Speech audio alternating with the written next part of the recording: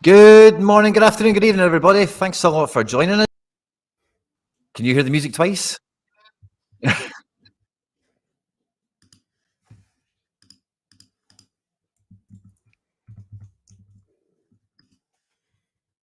Can you hear me, Harry? Is it just me? Yeah. Oh, yeah, I got you. Could you hear everything twice there? No, I could hear. I couldn't really hear it properly, to be honest. It didn't come out of my AirPods. It was weird. Can hear you fine, but couldn't hear the the intro.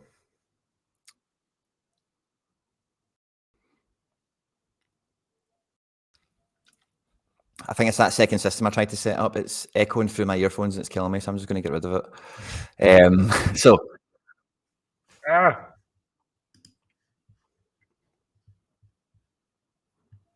Oh, can you hear everything okay? Is it just me? I can hear you fine, yeah.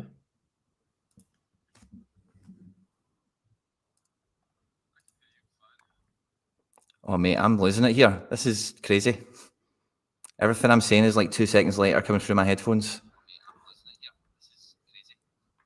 Oh, I know what it is. I've done it now. I'm an idiot. Oh, ignore me, guys. Thanks, everyone, for joining us. Mad technical glitches. My earphones were killing my brain there, and it was all melting off. But we're here, finally, eventually. Sorry, guys, for the deadline stream. Good afternoon, good morning, good evening, everybody. Thanks a lot for joining us. We've got Ian straight in with the membership into the live stream this week, so we're getting going. Lots of Sorare scouts and managers, Harry, from all over the world are joining us as well, dropping the fist bumps in. As I notice as well, that the background and everything I've just got everything upside down today. We're on the wrong thing and everything. So let me grab that. And Harry, boy, you can get us up to speed with how your midweek's been getting on, Mr. Midweek. Yeah, I mean, I've kind of lost my touch a little bit, to be honest. Yeah, I mean, I thought my You Are a Red boys would do the damage at home to Yokohama FC, but yeah, not been the case. They went 1-0 down, so no clean sheets. And yeah, barring that, my forward went off injured. One of my defenders is on like a -16 AA, and he got hooked at halftime. Other than that, my captain got a goal. So there's positives. I mean, I'm in the tier 4 range right now. But yeah, really disappointing. Nice. Yeah, but tier 4 Asia, I mean, I don't know. They give them out in cereal boxes, I heard, these days, don't they? Yeah, probably. You're right there. Especially just catching up before the fist bumps to everyone. Yeah, but there's been a lot of good wins going around, but we'll take wins as they come, Harry boy. Tier 4 or not. Yeah. Get them in the pile. 100%. Yeah, I'm on a bit of a... I've been winning thresholds quite nicely, barring last weekend super rare threshold. But other than that, I've been struggling to win cards, to be honest. So, yeah, hopefully Quinny's in a minute. Yeah, hopefully I can get back to winning ways this weekend. Yeah, that's what we're all about. And sorry, it's all about getting onto those winning ways. And for the deadline stream, guys, as always, we'll be going through predicted 11s, the matchups tab, the prize pools, the way they're sitting there now, head counts, everything else as well, and getting stuck into everything before we get into the elusive deadline itself.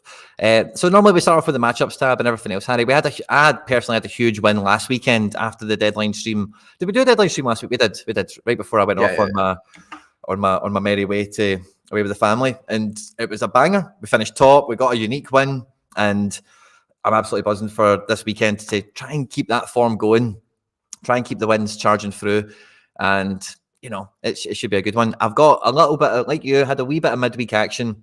It wasn't quite. I thought I was waking up to another little mini rainbow. I had another little super rare sitting here that's just evaded me, but I was so excited for this midweek. I didn't have any content out about it in terms of lineup builders or whatever. I've pulled a limited out of the commons again on a good wee bit of limited form these days, which is cool. The rare team just about got a tier 4 goal to let me down big time, but otherwise some really good scores all around for a midweek. I thought I could have done a little bit better. And then in my I had like 3 super rare teams, a 220, a 240, and a champ. And I thought between one of them, I would have got something. Unfortunately, Champ EU was... The defence was solid. Could not fault the guys at the back. They were fantastic. But Bray started on the bench. Llorente and Oyarzabal never just got in amongst it enough. And then the 220 super, I tried to be cute, Harry. I played a DNP super keeper to then get a rare player into the 220. And I thought, I'll try and be a wee bit sneaky with this. Maxi was on to start. everyone else. Yangel was said to be on the bench. I thought maybe he should play this game, and I didn't. And same with Tierney, he was kind of 50-50 as well. And Riquelme was expected to come off the bench. So I thought I'll just put them into a team. And if things go the way my hunch thinks rather than what the predicted lineups think, then at least I've got a team going. And until we come on the stream, as you can see now, guys, 1.6 points off of a tier 5. We're just about to squeak into it with a 4-man effort and Captain KT doing his Roberto Carlos impression over in Spain, but it wasn't to be. And then the 240 team was an absolute train wreck. I think someone messaged me, Harry, that Soria is on a run now. I think of like 5 negative decisives in a row or something crazy like that. Wow, really? Jesus. Yeah. So bringing his cap down though, yeah. he's getting. Look at that. He's getting right into cap zone. Wow. I might not have seen a worse 3 scores, if I'm being honest. Like consecutively, right? Oh yeah, that's brutal. That's a horrible 3 on the bounce. At least the Real Madrid one, 40 AA pulled out. So that's kind of mental, yeah. But yeah, big Soria is not on a good run now. But getting into real good cap zone now, L15.45, L5.28. Wait for that to catch up on. You know what I mean? Once we get, so look at that. There's some big scores back here. What's the L15 looking like? But anyway, just a wee side note. Decent fixtures as well coming up as well. So. Oh yeah, once those 3 drop off at the back, Yeah. And marry those 3 up, that will kill down. So yeah, bit of pain, bit of good stuff. Depends how you look at it, I suppose. And there's lots of guys in the community that have been dropping in, by the way. Huge victories all around. Here's Magnus here. He gets his first division win, Super Rare 220, but Opta's taking 14 points off him. Oh, he's only half a point above second. Thoughts and prayers with you, Magnus. We hope the sweat pays off for you. You know, you get over the line there. I'm really confused why only half the stuff is in here now. In terms I feel like you've got the wrong, you've got the Sorare TV background stuff rather than... I know, but it's all in the same place. Stuff, right? If you know what I mean? But it's normally all in here, and I normally just switch between them. But it's not here. Same with the intro thing. We had to re-upload that again. Zoria versus Noppert for worst goalkeeper of the season. That's a contender race right there, if ever I heard one. And we've got Matt McCann here, won Prem Pro last week and bagged himself an Ederson. Wow. That's a top of the food chain win, isn't it? That's class. Hoping for Haaland, which we all would, I guess. But Ederson, a keeper's probably more valuable in a weird way. You know what I'm saying? Maybe not. I don't know what the prices of both of them. Obviously, Haaland's probably more expensive. But as far as kicking you on, I think getting a goalie in with his quality is good going, isn't it? Yeah, big time. It is indeed. And Harry boy, I think about that time of the stream, mate. We'll kick over to the matchups tab and we'll see who's the good and the great and who we've got to be fearful of while I try and half sort the background out at the same time. Yeah, no worries at all, man. I mean, from first glance, I'm seeing an abundance of challenger teams sort of hugging the top 4, with PSV right at the top with an 89 win percentage. I can't remember seeing a percentage as high as that for a long time. We see a lot of 80s.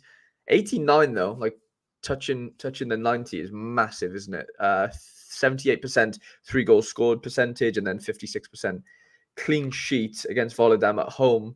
The only issue is here, of course, is obviously Champions League games and Europa/Conference League games this midweek. A lot of teams in those competitions that play this weekend will be prioritizing those competitions, i.e., the midweek. So you have to be super, super careful on the rotations. Charlie says, I can confirm Volendam are rotten. Yeah, I mean, I'm sure they are against anyone in the league, but never mind, PSV at home, could get really, really bad for them. But yeah, and then obviously their sort of counterparts, then Feyenoord, who are just below that. I think Go Ahead Eagles, well, I know Go Ahead Eagles aren't as bad as Volendam, but by a big stretch, to be fair. But again, Feyenoord are probably the best team in the league, I'd say, so far. PSV second to them, I'd say. And yeah, the stats are showing it there on screen. Again, Feyenoord do play midweek, so be careful a little bit. I think PSV you'd have to be a bit more worried about as far as rotations go. Feyenoord seem a little bit more 90%-y, if I can say it like that, as far as play sharpers go. And yeah, you kind of just know their 11 more so. PSV have 4 or 5 different wingers that could play. Okay, 2 number 9s, Pepe or De Jong. De Jong probably plays, I assume. Midfield, okay, yeah, Veerman probably always plays, but the defense is kind of a little bit tricky, as we can see there. 70%ers in Ramalho, Van Aanholt, obviously, and Teze. Yeah, Veerman's nailed, who's probably the biggest sort of asset, I guess, there. Second to probably Luke de Jong and Noah Lang. So I don't know. You need to be careful. Running full stack, because if you get one DMP, it just smashes the whole thing to pieces, doesn't it? And your chances are just obliterated in an instance, I guess. Yeah, for sure. And I think we've seen a good kind of spell of their rotation to be able to try and work them out, I think. But it is a bit funny. They had to finish that game with Ajax on Tuesday or something. They were meant to have a midweek, and also now they don't. So I think they could be in really good fettle for PSV if you can predict a team like you say. And looking at Volendam, there's nobody there worth mentioning. I think Carrigan Cole, maybe he gets a wee shop window moment in this game, but beyond that, I think, it should be a really strong one for PSV. Feyenoord, on the other hand, but obviously, PSV and Feyenoord both in Champions League action as well.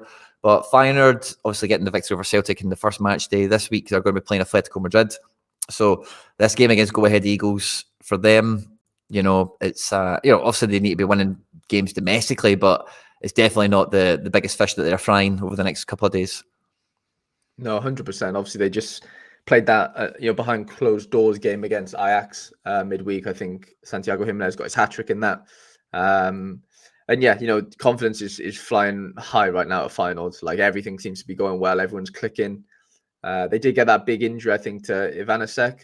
I don't know how big of an injury it was, but I heard it was pretty big. Obviously, he's not playing right now, and everything else seems pretty settled, and they'll probably try and wrap this game up 60 minutes in, I'd say, and then probably start making their changes because like you said, big midweek upcoming. Good game maybe for Big Romans. Loves to get some AA. That Adekanye, I've seen his name around for a while, so I don't know if he's a bit of a player, but this could be a game where Feyenoord get the business done and then get themselves wrapped home and hosed as quickly as they can and try and get ready for Atletico. So could definitely be a bit of a stack that doesn't deliver, even though it's a good game. Could be one of those kind of scenarios. Mm-hmm. Well, should we skip Bodo? Yeah, I think that's an easy one. And go straight to Salzburg. I know Salzburg played a cup match midweek. They won 4-0. It was against the team they bought or something. I don't know the full history behind it right now, but somebody might be able to educate me in the comments. But it was another sort of a Salzburg-based team, I assume. But whatever. They beat them in the cup 4-0. There's a few sort of injuries and illnesses right now. I was looking in their midfield. So Karsgaard, Gorner's out. I think ill/injured. One of them is ill. One of them's injured. There's a little bit of rotation / they mix up that midfield. Capaldo looks like he's back in there. But other than that, I mean, it's pretty settled. We've seen Dedic all season so far. Pavlovic, Simic, and Konate have been the top, front two. I don't think too much will be indifferent to what was predicted here. But again, still worry about the rotations because they do have those midweeks as well coming up. Yeah, I think the Salzburg stuff, it's maybe a wee bit, they're forced into position now. I was just going to say the big ones are Soleil. People are a bit shocked / surprised that he's not nailed, but that Bido's apparently done really well, so it's hard to displace him is what I'm hearing, even though Soleil's probably their best defender up there with Pavlovic. So I don't know, it's an interesting one, and holders of his card are a little bit skeptical right now, maybe is probably the best word. Yeah, fair enough. And Salzburg, when you see them up the top here against Listenu, huge goal, huge everything stats except for the strikers, which is weird. But Simic and Konate don't have the L15 or the L5 that would make you think much different. So Salzburg are a kind of weird proposition these days, aren't they? Hard to predict the team, and then it's not exactly smashers galore when they do start. So bit of a funny one. Austria Listenu, they've got some players in here that can do some scores. Maybe it's not a clean sheet for Salzburg. Maybe it is. XG probably suggests that Listenu will get a goal in this one. So, bit of a funny one, I would say. We've got an interesting comment here, and I wonder what your thoughts are on this one. I wonder who I'll get for finishing first in Challenger Europe and who's best to get from Sorare CT4 here. It's a midweek, isn't it? I don't know the prize pool exactly, so you'd have to tell me who the top whoever are, but I can't. Well, you just don't know with Sorare, I guess, because there is new cards out right now, and they are quite prone to, bringing out one of the better cards that normally get given out on a weekend, giving it out in the midweek, just because there's such a big supply right now. So, you might get one of the top 6. You don't know, but it is a midweek. So, temper your expectations a little bit because you just never know. So it can be a bit funny with the midweeks, as we all probably know. Yeah. David says, yeah, okay, if Veerman's top, would I be shocked if they gave away Veerman midweek? Maybe I would, but I'm not saying it can't happen, obviously. Yeah, for sure. Awesome. And then when we get back to the matchups tab, so it's a good bit of challenger, and then it swings very firmly into big champion region. Now, Man City, as we know, are just going from strength to strength at the moment, but Wolves are one of these teams that show up against the bigger teams, and Man City at the moment do have some injuries, do have some rotations or whatever. Is this another huge scoring City game, do we think? Or is this maybe a quiet 1-0, if not the banana skin result? I think it'll be, I mean, Rodri's going to be a massive miss, right? Just off the bat of things, obviously suspended. You've got Mateus Nunes playing against his ex-club. So I'd put all your life savings on him getting a goal or an assist in this game, or just having an absolute stormer. Yeah. Because those that ex-club voodoo seems to just come in more often than not. But I mean, away from home, Wolves are no mugs, to be honest, even though like they're one of the worst teams in the league, even though we know it's uber, a competitive league. They ain't bad. Nobody's bad in the Premier League apart from Sheffield United right now. So yeah, I think this one will be tighter than people kind of, or maybe I don't know what the odds are. What are the bookies predicting this is? If you give us a little scroll up. Huge for City. Yeah, it's big. It is big. Just under 10-1 for Wolves. I don't know. I'd be shocked if City don't win, but I don't think it'll be like a romping, to be honest. Like I said, no Rodri. I know they've got, Kovacic. They've got some wicked players to sort of replace him, but Rodri's the best in the business of what he does in that position. Like, you can't really replace him.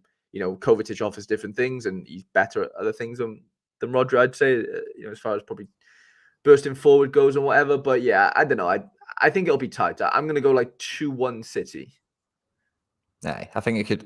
I hope for the clean sheet for the cards I've got, but yeah, I hope it kind of goes that way because that's the way you want these results to go if you're going to be stacking them hard. But I think with the injuries, like you do lose Rodri, there is no Haaland, De Bruyne, I beg your pardon, sorry, and it's just more and more onus getting put on to can Alvarez continue this form? Is Foden going to keep it up? Is Doku going to keep it up? And against Wolves, it may be a wee bit of a tougher ask for some of those things. So yeah, might not be quite as free scoring, but certainly I hope the clean sheet comes for the Guardiols out there. Certainly, yeah.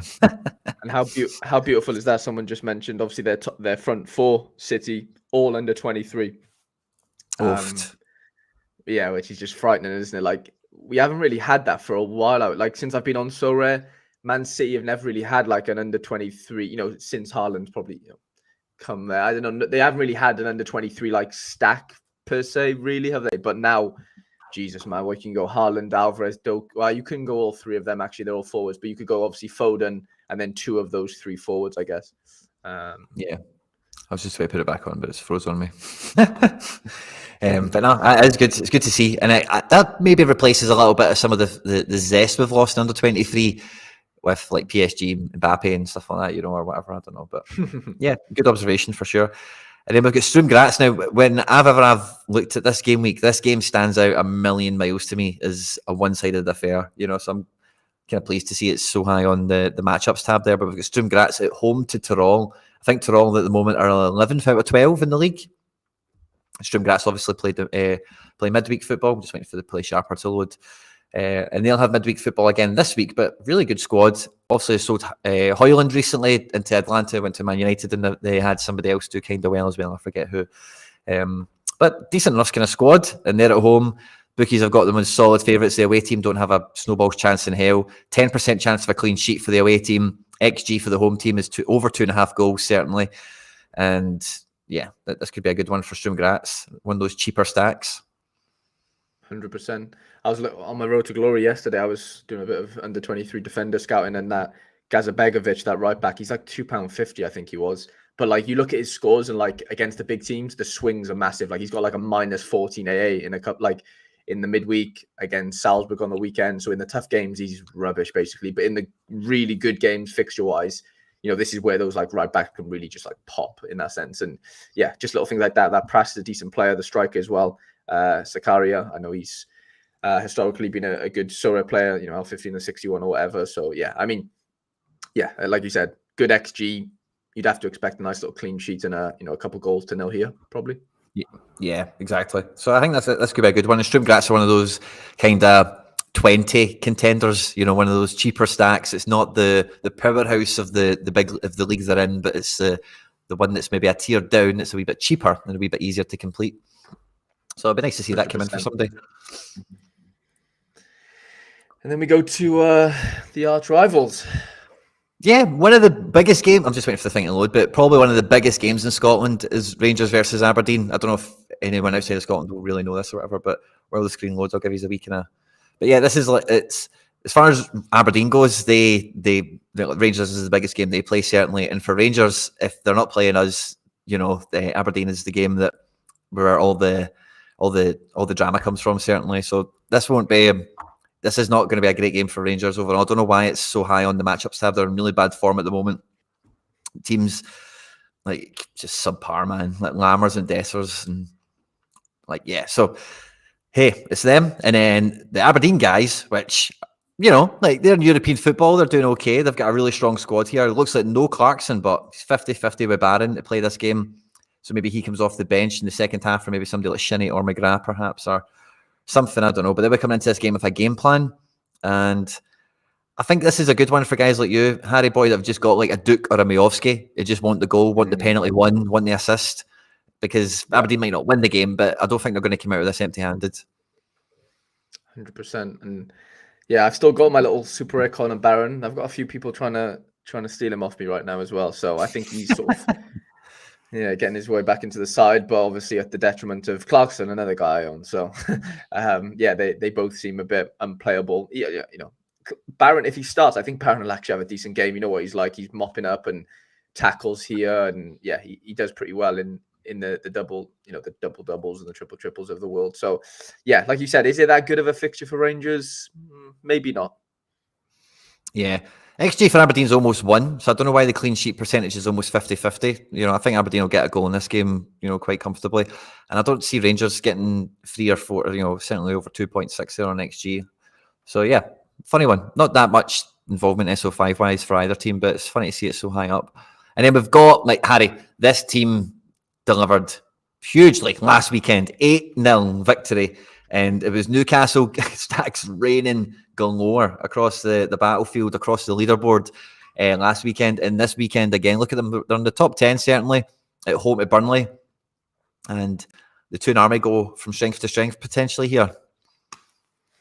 Yeah, again, though, you've just got to worry about, the midweek rotations, right? Obviously, European football is massive for them now this year. Obviously, back in the Champions League. And yeah, there is, their main guys, like Bruno, Shah, Trippier, Pope, like the stackable players that are kind of dead set, you can kind of count on, but the sort of players around that, obviously, as we can see on whoever's, predicting the play sharpers, it's not easy to predict, obviously. So, be cautious. Are we going to get another 8-0? Probably not. Burnley actually are a decent side. Although they're not winning right now, and, I watched the United game, they play good football. They do okay. They just haven't really got that cutting edge, really, and they haven't really got that sort of goal threat that they probably need, and that any team needs going up from the Prem, from the Champ. Sorry, so it's going to be a tough game. Again, Newcastle will try and wrap this up quite early, but I don't think it'll be easy. Burnley will take them, to the wire. So I don't know. Is this that good of a fixture? I don't know. I'm a little bit skeptical, to be honest. Well, it is one of those ones where Burnley need points and maybe a lot of averages. Burnley need to beat somebody at some point, you think, so yeah, maybe a wee bit of the fixture congestion maybe piles up on Newcastle. And this is a real squad test here. If you're starting Wilson, Elliot Anderson and Longstaff in midfield, the defence is as first choice as it gets. But Charlie Dunbar was in the comments there saying Botman, Wilson and Isak are all late potential injuries, so if Wilson was to fall out of this squad, Isak's shaky as well. You're then, I don't know who then comes in really. Is it maybe Murphy and then you play somebody else central, or is Joe Linton, is he meant to be getting rested, but you need to throw him into the thrust of it? So yeah, it might not be quite as Newcastle-y as we think, but I do think those defence guys are probably going to get some good scores. I don't see Burnley scoring more than 2 goals at the very, very, very, very most, 100%. I was just thinking, though, boys said it in the chat there, obviously they played City midweek and obviously had a good win, Newcastle, and played a good squad, a good team. So, fixture can, it does. I've seen so many players mention the whole playing in Europe after not playing in Europe for a little while, the traveling, it's so sort of detrimental on sort of players. As far as minutes go and stuff. So you definitely have to watch out for it. Definitely. Yeah. And our squad that we've got up here, very similar position to Newcastle, actually, in terms of the fact that their squad is getting stretched out, man. Injuries, suspensions, it's all kind of happening for them. And we've got Atletico Madrid at home to Cadiz. This is a predicted 11 for them, and it's kind of much changed and quite busy for the most part. Quite unfamiliar. No Morata. I'm pretty sure he gets sent off. He's sent off or injured anyway. I'm pretty sure it's sent off last night. Yeah. And Champions League again for them this next midweek. They'll be playing Feyenoord, and they're playing Koke and Sol in midfield. There's no Rodrigo de Paul. There's so many people injured at the moment in this Atleti team, even in defence. This is a strong enough team, but again, no Savic, no Soyuncu, who's a big signing in the summer. No Depay, he's out injured again just before he's even returned from an injury, which is good fun. So I think this is a strong team, and I think they should actually be quite forced to attack if they're going to be playing a somewhat front three of Llorente, Griezmann and Riquelme. They're going to need to attack, and Cadiz are not doing that great at the moment. So it could be a good one for Atleti, but it's a funny one because they are so thin in terms of injuries and players that are available. Thomas Lamar injured as well. I was just seeing the comment then, is that Antoine not going to get rested? I think he's their only striker right now. Depay's injured, like you alluded to. Morata's suspended. I know Lino isn't Lino, but I know he hasn't been playing up front. But isn't he kind of a winger slash? Definitely not a nine. I don't think, is he? But, he's more of an attacker. He did well left back last night, but it looks like they're going to rest him for Champions League, I think, and play Galan in this game. So I don't think he's fancied. So by Simeone since he's been brought in, which I found disappointing. So I've liked him, but no, I don't think there's any rest for the wicked with Griezmann. I think he's in until such time that there's somebody to rotate with him. So far, it just came to my mind that obviously that we mentioned the City one, but other than that, Champ Europe seems a bit not easy, but there's no buying at the top at home to Bochum this week, is there? I'm not seeing anything there that I'm if I was playing Champ Europe this week and I'm not I'm not an owner of the cards that are the Meta boys, I'd be fancying my chances a little bit here, to be honest, as long as those fixtures are decent for your guys as well. And then back to Challenger, I guess, to FC20 against Heerenveen, who, like Charlie said, Nopper and the boys have been horrendous, haven't they? They sure, Heerenveen. They weren't as bad last year. I'm sure they were a decent outfit last year because Nopper obviously got, the Netherlands core, played in the World Cup and whatever, didn't he? And I don't know, I thought they were okay last year. Veerman used to play there, okay. And then, I don't know, they seem like they've just fallen apart this year. I haven't really followed them too heavily, so I'd like to know the ins and outs situation there. But home 20 at home, seem to be scoring goals and somewhat keeping clean sheets, even though I think they conceded pretty late, didn't they, in their last game? They actually played midweek, didn't they, 20? I don't know if they kept the clean sheet midweek or was it the weekend they conceded? I can't remember. But regardless, good fixture at home. At home to a struggling Heerenveen. Yeah. The Heerenveen have still got some good scores for the guys like Tom Hay and Boschnowicz at the back there. So maybe some L5s, some L15s may become good for somebody there. But 20 were so impressive SO5-wise last year. And this is a game where it feels like Heerenveen are giving up huge scores to everyone. You would hope and expect 20 can get the job done against them. A lot of challenger teams building up, Harry, like you say. It is quite a stretch until we get more into champion again. So Galatasaray next. Feels very, very challenger heavy. There's more league, so there's probably going to be that, but nonetheless, there's still those fixtures. And Galatasaray did play midweek, I believe. Get a clean sheet as well, didn't they? Did they? Yep. Yeah, they did. I think a lot of those players. It was the Icardi penalty nonsense. However you pronounce it. Yeah, did you see that? Yeah, that was mental. Absolutely crazy. That was nuts. But they got such a good squad, man. It's unbelievable. The players behind players there, Demirbay, Intertangai, and Dombele. They've got some good players. Sergio Oliveira, it's good players, man. Real good players that have played Champions League football for the last however many years. Tete, Zaha, Ziyech, Mertens, Icardi, Bakambu, Jesus. honestly, I'd be shocked if they don't win the league. Genuinely. Yeah, they have to Very romp everyone, shocked. don't they? Yeah. I don't know how good at the outfit the other team is. Do we know anyone in the team? Yep. Let's have a look. I Recognise know the keeper. Marutan. He's a Football Index Oh, wonder is he? kid. Yeah, Romanian kid. Olympio Marutan, yeah. But he's like, 25, 26 now. But no, I don't know anyone else, to be fair. So Gary Rodriguez. Oh, wow. Gary boy. Come on, Love it. Gary boy. So yeah, good defense, really strong. But it's just about predicting the team. Well, Galatasaray, I think that's the main problem, and it seems to be this is the main position. Nobody knows who's going to play in this one. So if you had any three of these players, you'll need to be brave in picking them. But even if they don't start, as long as they feature, maybe this is a game where depending on what cat mode you stick them in or whatever, that could be all you need. 100%. Moving on to AZ, who again played midweek. Fortuna didn't, I believe. So they'll be a little bit fresher, I assume. And then AZ have another midweek, right? They'll play in a European competition, I'm sure, next week. So, yeah. But again, AZ are one of those teams that never really seem to rotate as much as you'd probably think, to be honest. So, yeah, maybe you can get away with, playing the sort of regulars, and Lando has been really good on that right wing so far. Van Brederode's back in the team after injury. A couple of decisives over the last couple of games. Pavlidis scored midweek.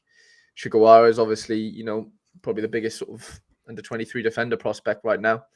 So yeah, I mean, it's just one of those sort of Eredivisie at home fixtures that you can assume they're going to win. But AZ are prone to conceding goals. I think in the midweek last week, although it wasn't in the Eredivisie, they conceded 4 goals at home, I believe, or away. Either way, they lost 4-3. And yeah, I just don't know if you can trust them as much as, maybe you'd like to. But yeah, they did well midweek. I think there were some big scores, Sugawara being one of them.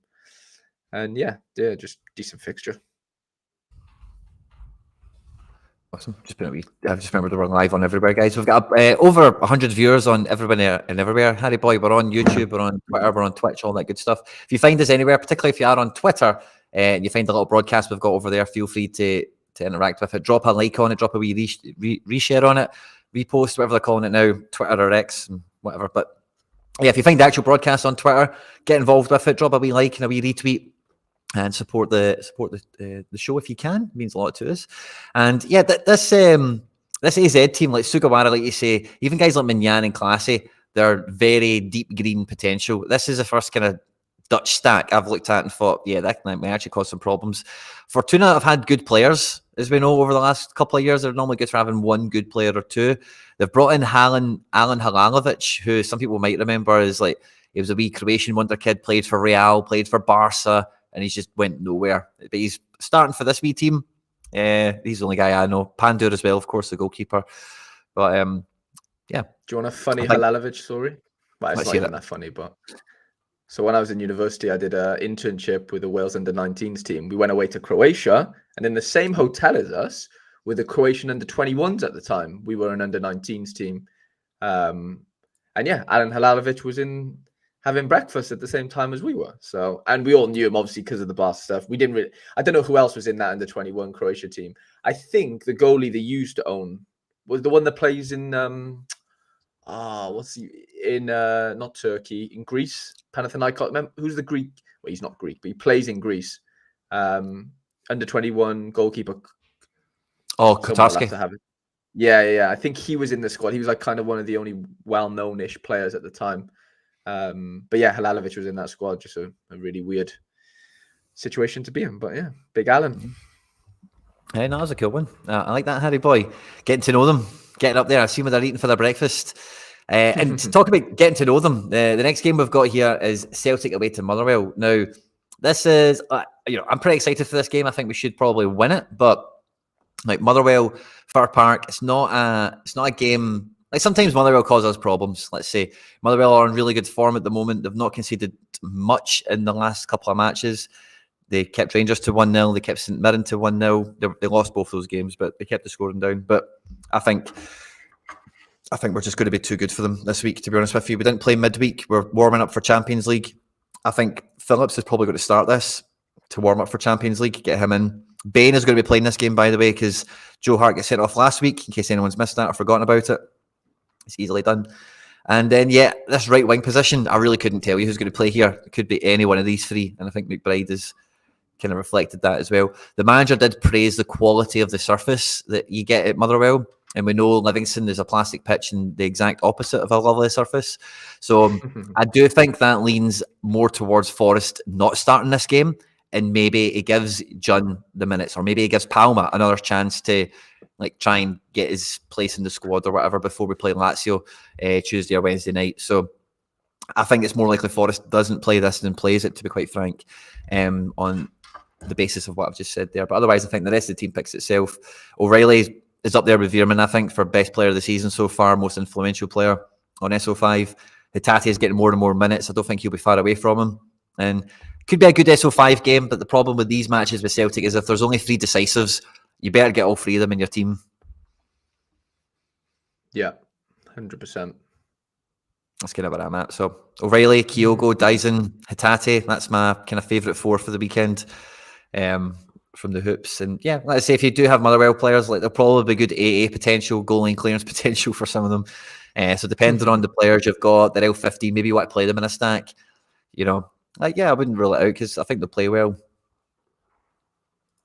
Yeah, I don't think it'll be a walk in the park for Celtic, definitely. Like you said, Motherwell did keep out Rangers for a bit, didn't they, last week? What was it, 1-0 in the end? So yeah, I don't know. Maybe 1-2-0 Celtic, potentially. Yeah.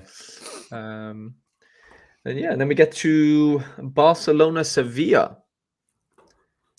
Now, this looks like an exciting one as well, Harry, because we are seeing the emergence, finally, of João Felix coming about in world football, you know, and he's just he's just living life, isn't he? You know, even the Barca card looks much better, doesn't it, for Felix? You're like, oh, yeah, this feels like Felix is actually a football player now, all of a sudden. And yeah, I think Sevilla have been rotten so far this year, and this game might actually, when we see all the results come out, this might be the best game of the weekend, potentially, if Barca rinse them at home.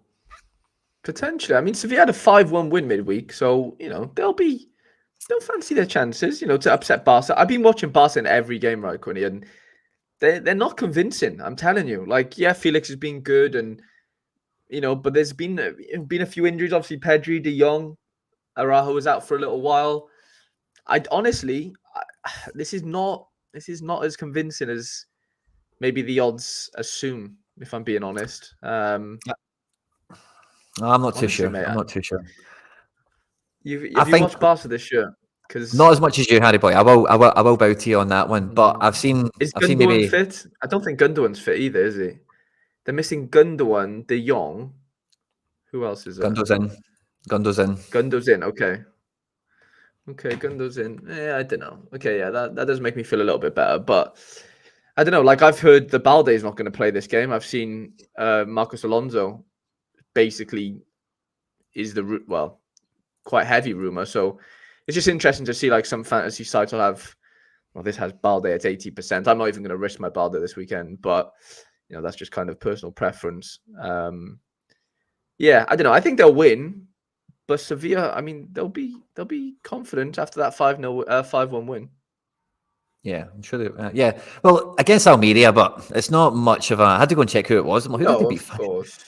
Yeah, but you still got to score the goals. Like, it don't matter who's. Barca have been struck 2-2 against Mallorca. Like, it's not as if. Do you know what I mean? Yeah.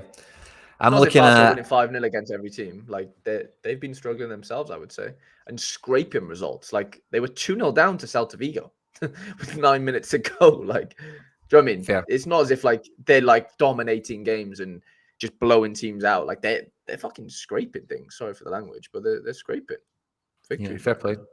The wee sneaky Spanish source I like to check in on and has Balde's. This is updated, like, from this midweek's results. Has Balde 60% to play?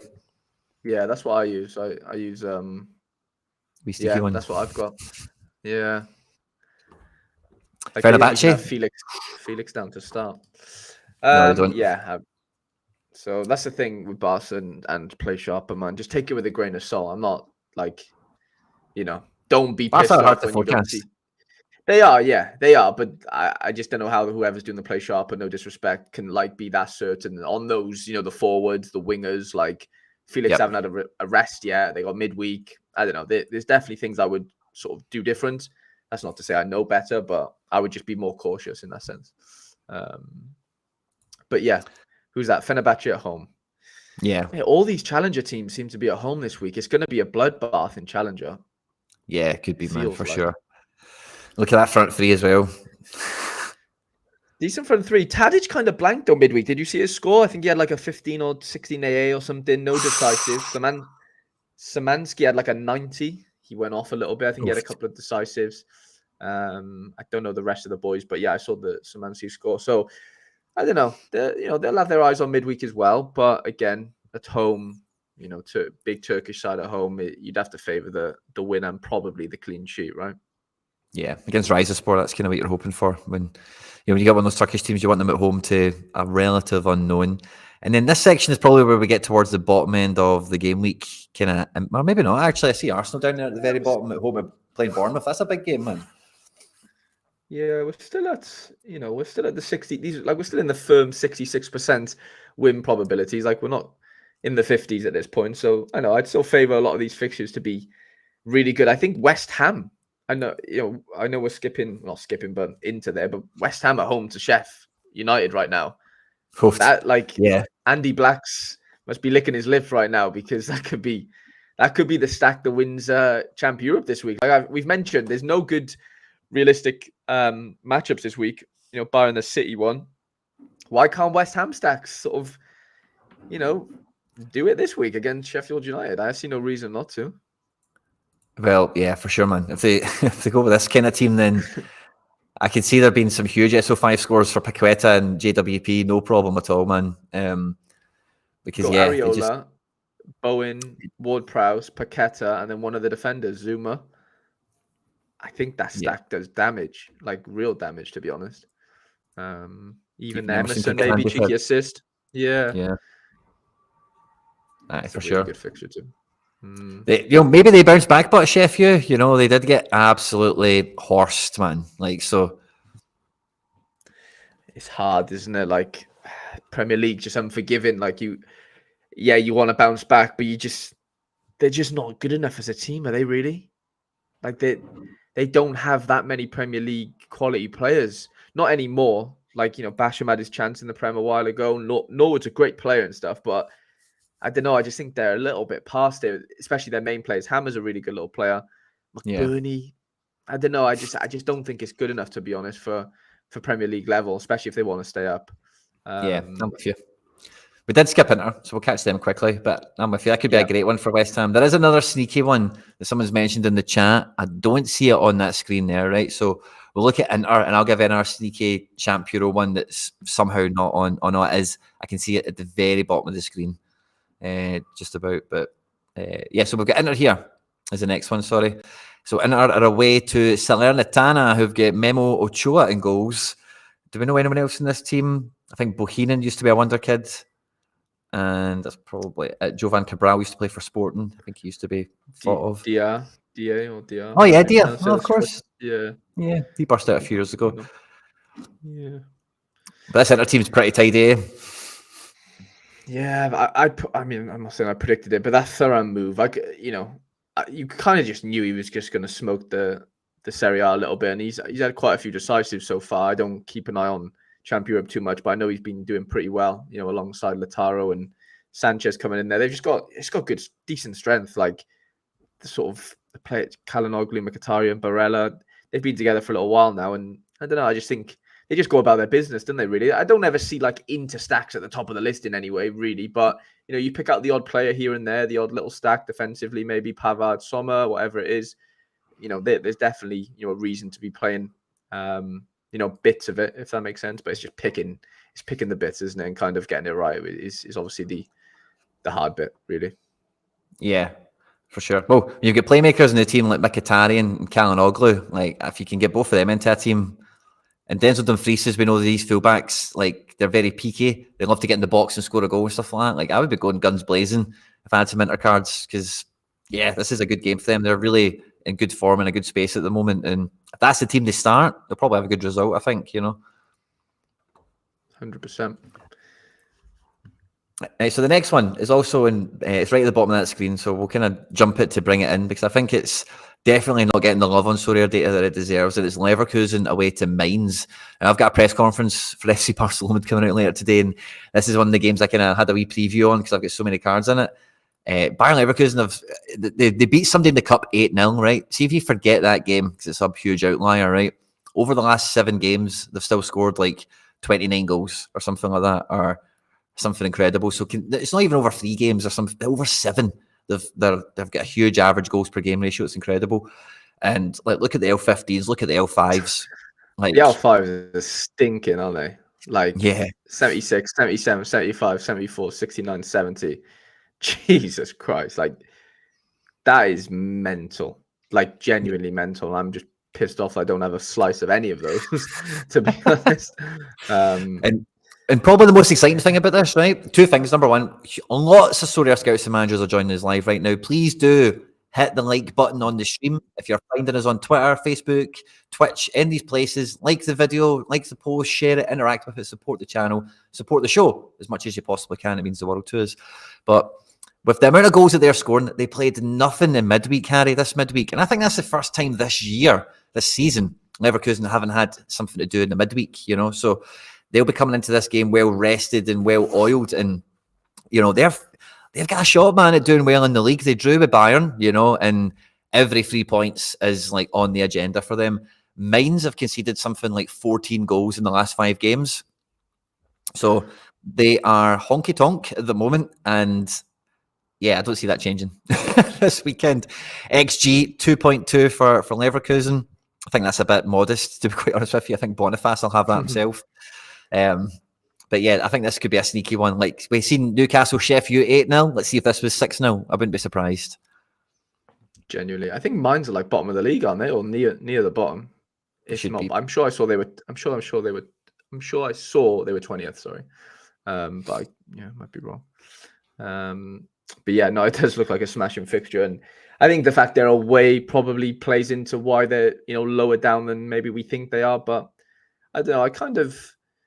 I'm not dispelling the home away advantage thing, but I am like reading into it a little bit less. And these days, a little, with certain teams, and I think Leverkusen probably fall into that category. You could probably disregard whether they're home or away against Mainz. I don't think it really matters. Agreed. But yeah. Yeah, I'm with you. So that should be a good one. Lots of under 23s in that one as well. You were mentioning City earlier on. So even if it is Champ Euro, there's more than one way to cut the cheese on this one, or cut the cake, or whatever. More than one way to slice it. With this one, so some of these cards will be split up, maybe not stacked that heavy, but I think there's a lot of individuals there that could just peak out 80s, 92, 100 or something. Because again, when I've watched Leverkusen, one of the great things about this team is when they are controlling the games, see either Tapsoba or Odilon, depending on the team they're playing and where the weakness is. When they do get huge periods of possession, one of these guys just goes up front. They just go up front for 2 minutes, and they just overload because they're a big target man type of figure, So that's why some of their L15, L5s have really popped, and then they're in the final third making passes, attempted assists and stuff, So it's one of those ones where like there'll be a lot of great scores, but if there's not goals galore, you will be like, oh, I should have picked Tapsoba rather than Odilon, or I should have had Ta, or because so many of them are so closely matched. There's been a wee bit of a debate going on, or a wee bit of a conversation piece, at least, Harry Boy, will get your thoughts and feelings on it. Grimaldo versus Frimpong. Who are you picking in this match? Well, I mean, in this match, or like to own, or you literally this match? Literally this match. Grimaldo or Frimpong, who are you taking? I'd probably take Frimpong just because of the low L15. Like if I was, depends where I'm playing him though, isn't it? If you need to tell me where I'm playing him. If it's a cat mode, then I'd probably go for Frimpong. Any purpose you want, any reason you want, right. Any reason you want. If you had to pick one of them to go into your best team, one of them to go into your best team, that's your option. Grimaldo or Frimpong. Who goes into your best team this week? It's hard to ignore the form of Grimaldo, unfortunately. Yeah, I go Grimaldo, honestly, just for one game week. But I like Frimpong more as a player, if that helps. This feels like a good one for the chat. So on YouTube, guys, we're going to start a wee poll, right? And you guys can tell us who who is better. And we'll do this maybe next week as well. This could be fun. From Grimaldo or Frimpong? Just every week we'll do it. Yeah, Grimaldo or Frimpong. That could be a good segment. I like that. Grimaldo or Frimpong. The poll is in the chat, guys. So if you want to vote on that, we'll close it shortly. We're almost an hour away from the deadline. We've got 120 or so Sorare Scouts and Managers on YouTube, at least anyway. We've got a bunch of people on Facebook and Twitter and Twitch. Do like the stream, do get involved with it. If you are on YouTube as well, in the description of the video, we've got sponsors on the channel here, Harry Boy at Quinny 3001. And the good guys at QuinnBet have gave us an enhanced offer for everyone on the channel if they're going to get involved and have a wee flutter this weekend. It's, how good is this, Harry? The good guys at QuinnBet have enhanced their UK welcome offer where you can now get a free bet up to £35. It's for new customers that sign up only. You can check out the full terms and conditions on the website, quinnbet.com, or by clicking on the link in the description of the video. By clicking on the link in the description of the video and making an account, you support me and all the content here. So I thank you in advance if you do so. It looks really impressive to me, but it is 18 plus only. And please remember to always gamble responsibly. And honestly, the guys at QuinnBet have been brilliant at supporting the channel and helping us out, guys. So if you're going to do that kind of thing anyway and have a wee flutter at the weekend, by doing it there, you help out all the stuff at the channel and it really means the world. So thank you if you do go on to do that. Like I say, 18 plus, gamble responsibly, all that good stuff. But yeah, Harry Boy, I think that was one of my shouts because I've got some cards in it as well. But we had another shout in the chat, and I can't believe how low down it is there, really, because of historically how powerful this game has been. And it's PSG against Clermont. Now, we know PSG aren't really like PSG, but they're not that far away from it. And Clermont Foot are 18th in the table at the moment, and they have got a long history of getting rodded off of PSG vigorously. So looking at this starting 11, it's maybe not Mbappe, Messi, Neymar, but what do we think about PSG this week? I think the big miss is obviously Mbappe. I know he's training, but I think he'll rest for the midweek. I mean, you take Mbappe out of any 11, it's going to detract from the overall odds of a game, I guess. But you'd like to think they still have enough firepower in Dembele and whoever plays number 9 for them, midfield wise and defensively to batter this Clermont here. I mean, I have Mohamed Cham who plays for Clermont in my road to glory, and yeah, it's just been a disaster to be like every game they'll just go like 2-0 down in like 10 minutes, and you're just like, fucking hell, like it's just he's a midfielder, so you obviously lose a couple of points for that, and it's just been frustrating. So I can't really see how PSG don't like really turn these over, to be honest, regardless Mbappe or not. But yeah, I think it could be like a 4-5-0 genuinely. Like that's how, bad this Clermont Foot team is. Yeah. And this could be quite funny because if it was like 4 or 5-0, like there's not a big Mbappe that's going to be running away with a 100 or something. Some of these cards aren't that as well stacked. There'll be less people that are willing to put some of these guys into their best teams. So the PSG impact might not really be felt by too many folk. Yeah, maybe not attacking wise. I think defensively, you'll see a lot of, Hakimi, Hernandez / Marquinhos double stacks to go with Donnarumma potentially.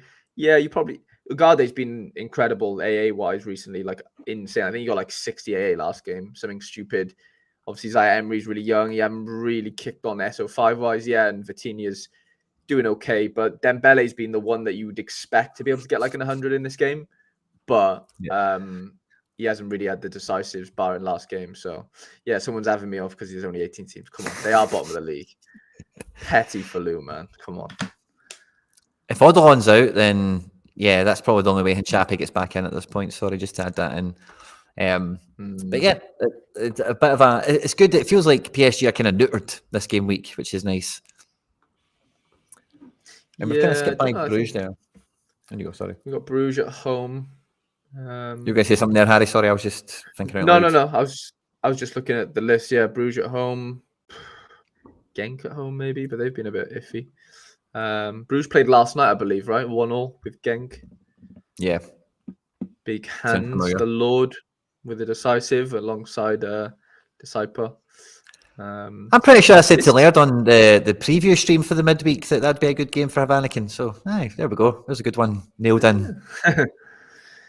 This thing, the team they're playing, Club Bruges, aren't like terrible.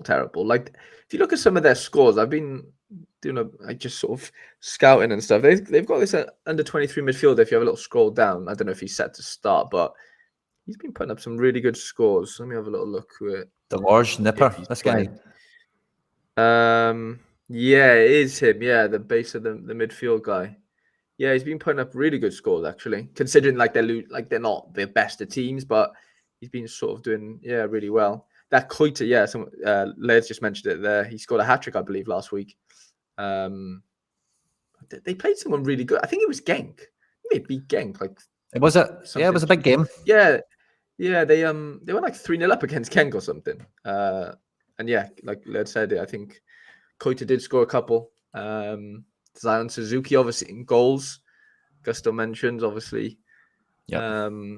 Who's done really well so far. Like, I think he's kept out like a stupid amount of. Like they should have lost way more games than they should have, but than they have. Sorry, and he's sort of been, helping to prevent that, obviously, in goals. So yeah, no, they seem to be, not a bad side. Again, Club Brugge will have midweek, so be cautious on things, rotational wise. There, I'd say. And is there anything else on this page, Harry, we really want to look at? I think Arsenal and maybe Ajax. Look at Ajax. Write it down. I'm getting a bit deja vu from talking about this with Laird in the preview show, but Ajax versus Walwick used to be a powerhouse fixture. That would have been top of this list. 100%. I mean, it is away, but yeah, I agree. If it was home, it would have been 100% at top of the list. Last year, maybe the year before. Definitely. Yeah, man, I don't know what. Honestly, we mentioned it, didn't we, a couple of weeks ago? I remember saying like this. It was against Feyenoord. It was the game they played against Feyenoord. Obviously, they quitted. Suspended. Yeah, and they still got bummed. And I don't know. I just think like they're just nowhere near the team that we used to see in that sense. They're lacking leaders, I would say. That Jarell Hato, I know he looks a real good player. He's like 17 playing at centre half for Ajax. Like, I know they love giving youngsters a go, and I'm not against that. But when you're in a bit of a rut, I don't know, man. I just don't know if that's really the answer personally. But I don't know. Maybe it turns. Maybe this is the game that they get, a 3-0 and they kind of go on maybe a bit of a run. But I genuinely, mate, I'm struggling to see where it goes positively for Ajax's side of things. I think this is a good opportunity for folk. Like, we've referenced 20 a few times in this in this stream, right? But part of the thing with some of these stacks is like buying them when they're not that good. Like when Celtic first came onto the platform, they were kind of okay good, but they weren't smashing the way that they really went on to do. And like Ajax used to be smashers, aren't anymore. But if you are watching them and paying attention to them, and you can work out like when they do come good again, well, that guy's staying in the team because he's brilliant now, or this guy is going to be the reason they turn their form, whatever. Maybe a wee cheap way to get into a stack that might develop through the season, might be better next year than this year, potentially, depending on your POV and your overall strategy on that one. But yeah, definitely Ajax the Fallen, it feels like. 100%. Do you say Arsenal next? Do you want to? Yeah, Arsenal. I mean, I'm quite open to throwing it to some requests and suggestions. We've got one right after Arsenal, which is Aston Villa Brighton, which I don't mind looking at either. But yeah, we can kind of open the floor. We'll check out on the poll as well and see how many people would go for Frimpong over Grimaldo.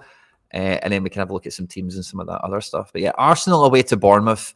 And, Arsenal are very much in the title race. And I heard a very interesting comment, and I thought this was actually very good. And I forget who said it to give them the credit, but it was like a football podcast kind of thing. I wasn't a Sorare person, but they were saying how it feels like at the moment, Arsenal are playing as if they're in the title running. Like it's May or April. Like it's pure, like high adrenaline already, as if it's like end of the season, trying to win the title vibes. And it's like, how long can you keep that up for? Because that's the way it does feel now. See, with these last minute goals and turning the result round, and like that's exhausting. You know what I mean? Like, imagine another 6 months of that. You know what I mean? Like, so and Champions League as well to sort of add into that. Like, exactly, man. Yeah, so Raya's in goals. Yeah, the changing of the guard, isn't it? In goals, seems like. Yeah, so Raya's getting the nod. So it should be a good game for Arsenal, but my point is like they are at the moment, they're at the full rev bar at the moment, so they really should run Bournemouth over. This should be a game where they really are trying to get the 3 points slotted on quickly, try and recover guys for Champions League, like you say, but I do expect them to start. Like, look at that team, man. Like, they are playing Havertz and Odegaard in midfield ahead of Jorginho. and Zinchenko here, like they're just going to let that front five go on and attack. And Fabio Vieira, if like he's looked so good off the bench so far this year, and if he gets a start, there's so many good talents in this team that they could really slice Bournemouth open. It could be a great result for them, but I don't know how many of them get 90 minutes, Harry, is what I'm trying to circle back to here on this one, Not many, probably. I mean, there's Saka's a doubt. Rice hasn't trained. Like, their best players are basically not playing effectively as far as those two go. Barn Odegaard and Saliba's apparently a doubt as well, what people are saying in the chat. So, yeah, they're going to be looking, towards midweek more than this game, even though you got, the next game is always the most important. A lot of these players, not a lot, but a couple of them, Vieiras and Nketiah's, like, they're not the main guys, realistically, are they? Weak team for what we usually start. But yeah, so I don't know. It's interesting. No, it's fine. I think they'll win the game, but like you said, it might not be the usual suspect sort of peaking in score in that sense because they're just not playing, which is the obvious thing. But like your Sakas and so on. So yeah, I expect Odegaard to probably do really well in this game as far as just loads of final third passes and potentially a little goal outside the box or something. Yeah, I definitely see them winning, but Bournemouth have a few decent players. Yeah, they're okay. Not that great, but top end championships, how they always kind of feel to me. And then we'll get Villa v Brighton. Now, Villa played a cup game midweek, and I know they did some clever subs and stuff like that. So, and next midweek, Villa, I think they're at home to a Bosnian team or something like that. So, I think they need points in the league. I think they'll be able to focus on this game a bit harder as a result. Brighton have got a really difficult away game midweek. I forget who it is. So Brighton didn't play anyone this midweek. So this is a funny game, actually, in terms of squad dynamics, attention and priority for both these squads. Both teams that get a lot of praise and a lot of plaudits. And look at that Aston Villa starting 11. That would win some of the leagues around Europe, I think. That would be a top 3 team in Italy, probably top 3 team in Germany, and maybe top 5 in Spain. That's a really strong squad. Really, a lot of talent, man, and really good. So, and you've probably seen all the drama this week as well about the Castor shirts and how they're pure sweaty. Have you seen this? Yeah, I saw the McGinn thing or something. It was too heavy, isn't it? I don't know. It must be on my timeline a bit more. I think it must be on my timeline a wee bit more because I've got some Villa stuff and whatever. But it's been a bit of an uproar on Twitter this week, and it's got to the point where Villa are like cancelling their deal with Castor so that they can get someone else to make their shirts because the shirts are just minging to play football in. They just pure absorb water and turn it into a wet rag. So anyway, might be the last time we've seen a Aston Villa Castori kit here. And Brighton, like they rotate like mad. They play the football they want to, and it doesn't really stop them or slow them down, does it? So yeah, lots of changes probably predicted again. But like that's a great team again, isn't it? Yeah, I mean that's the thing. Like, yeah, they have rotations, but the boys coming in are always of same quality, if not better, most of the time. So I don't know. Like I've seen people saying Matoma's probably going to come off the bench and have an impact. And what's Channy saying there? Whatever comes. It's a new segment for the deadline stream. Looking at this week's fixture, who would you take, Frimpong or Grimaldo? I'm taking Frimmers, obviously. Every week, even if they're not playing, we're doing the poll every week. Yeah, Harry's took Grimaldo. The poll is 71% on Grimaldo, guys. There's hundreds of Sorare scouts and managers in the stream. Get the votes done. We'll close it up shortly. We're not far away from the deadline. But yeah, Brighton v Villa is a good one. We've got Marseille coming in the request as well. Now Marseille, I don't know if I thought they'd appointed a manager, but they hadn't. And the rumours I'm seeing now, Harry, is that they're close to maybe appointing Zinedine Zidane if they get bought out by some Saudis or some Qatari people or whatever it is. Somebody from the Gulf has got some money.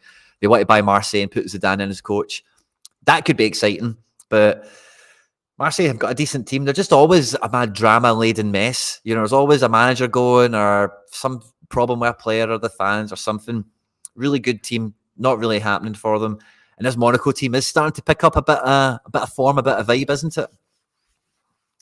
Yeah, a little bit. I mean, Monaco had a big loss this week with Chao Henrique ACL injury, who's one of their best players, I would argue, if not the best SO5 wise.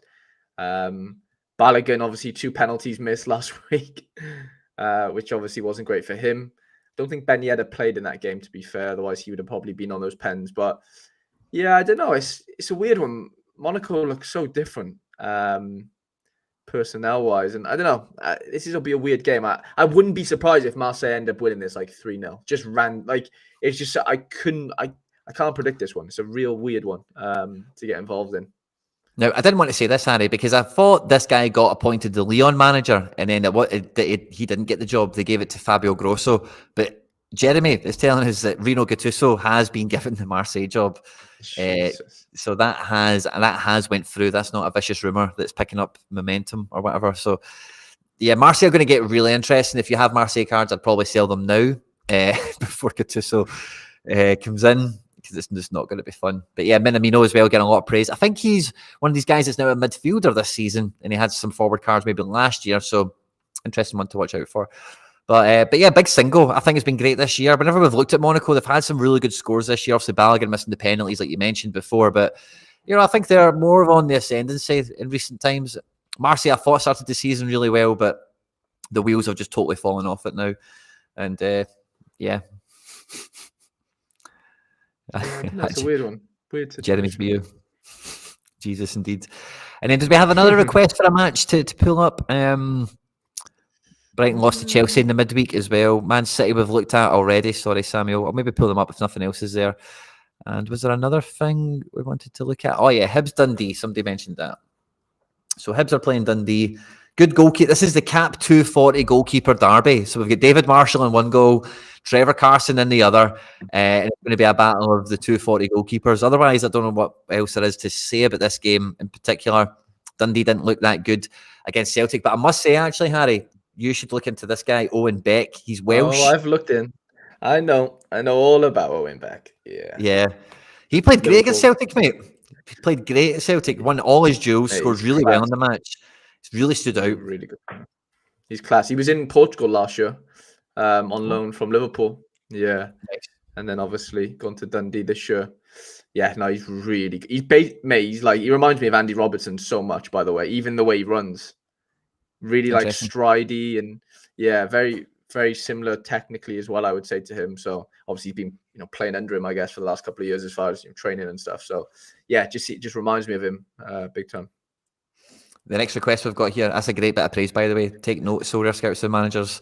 But the next one we've got is Girona, right? Now, I'm mad biased, right? I've already went on record to saying this. I think Girona are going to beat Real Madrid this weekend at home. I just think it's going to be coming. And again, I've kind of talked about it in the press conference. I've got some cool stats around it. Vinny, 100%. Never seen that before on Play Sharper. 100%. Vinny is playing. I love it. Look at that low L15 as well. He's perfect for cap this week for me, Vinny. Yeah, because he came off the bench midweek, so his cap's pretty low, and Rodrigo's going to get a rest. It seems like what Ancelotti have said. So quite nice to be able to predict the rotation there and stuff with them. And like you said, Girona have been class, man. Like, yeah, I know Chani and yourself were big believers and stuff start of the season, and they've sort of done the business so far. Obviously, top of the league. Big Eric Garcia at the back, my boy, my prodigy, with a goal last week. Yeah. But it'll be a tough game. It's hard, again, really tough to predict. Fresh Bellingham, I don't know. It won't be easy for Girona, obviously. But, yeah, I'm not going to... I think Real Madrid will win this, but it's going to be really tight. Yeah. That's one of those ones. In the last 3 games, Real Madrid have not beat Girona, Harry, just so you know. Interesting. Yeah. Girona played 2 games at the Bernabeu, 1-2-1, drew 1 each. And then last season we had the Tati Castellanos game, which was at Girona's home. They beat Real Madrid 4-2. Tati scoring all 4 goals, of course. Yeah. So magic can happen. Magic can happen. No, because Girona are this little Man City team, and I don't know if you know, but see geographically, like Girona's right next to Barcelona. It's like really close to it. So them playing Real Madrid, that's like I think they like that. I think they're up for it. I think the home fans get behind the game and the occasion as well. So Saganikov, Savio, Dovbyk, or Stuani, we'll see who plays up front. But there'll be goals in this game. There's no 2 ways about it. Yeah, it's an exciting team. I really like this Girona team. Real good players in there. Spurs attackers AA versus Liverpool. Why? Laird? What's Laird talking about? No, Hendo's. Oh yeah, Hendo asked it, and obviously Laird replied, yeah. Like my Is that right? Kulusevski's like really high on picks this week against Liverpool. Liverpool not keeping clean sheets. Well, they're just like conceding one goal. It feels like every game, as far as what Laird's mentioning there. When I looked yesterday, it's like 3-1, 2-1, 1-1-all. Or Hanover in Bundesliga too. Somebody's asking for a wee Hanover. We'll have a look at Hanover, and then I may have a quick scan at some teams because I didn't know Rodrigo was getting rested. So I've got him in a team somewhere, so I'll need to get that shifted. And we'll have a look at Hanover otherwise. Oh, actually, let me check my wee guy. Is he playing? I need to check these things now. Yeah, 85%. That's cool. And where's Hanover? Then Hanover, there we go. Hanover are at home to Wehen. Cool. Everyone looks pretty set to start. 90% all round if you've got the Hanover stack there. And the team you're playing, do we know anyone? They've got a Korean guy, so it shows that they've got a scout in their club at least. And a good guy with an L15 in midfield. So there you go. And at the back there, Marcus Matthewson. L15 of... Whoa, yes, I didn't even see him. It was as if I was blind to him there. I didn't even see him. Wow, yeah. We kind of spine there for this Wehen team. So yeah. Second post thoughts on. Let's have a look at Liverpool then. We've been talking about Liverpool for a minute, so let's have a peek at their team and who they've got again. They've got Spurs, you reckon? This is a great game. I'll be looking forward to watching this at the weekend, actually. I've got 2 limiteds in this team, hopefully. Solomon on to start this one, they reckon. Oh, I might put him in a wee team. Yeah, that was Brennan's 65% for the last couple of couple of days, but that's been changed like the last sort of couple of hours actually, yeah. And then looking at the Liverpool team, looks pretty strong, man. It's really hard to see that Liverpool. It's hard to see that Liverpool team and say, I don't think they win this game, but I don't. I think Spurs will ange them. You know, they're just going to do their thing, and I think that we've seen this a lot in Scotland, where once Ange got his rhythm going, took him like 6 or 7 games.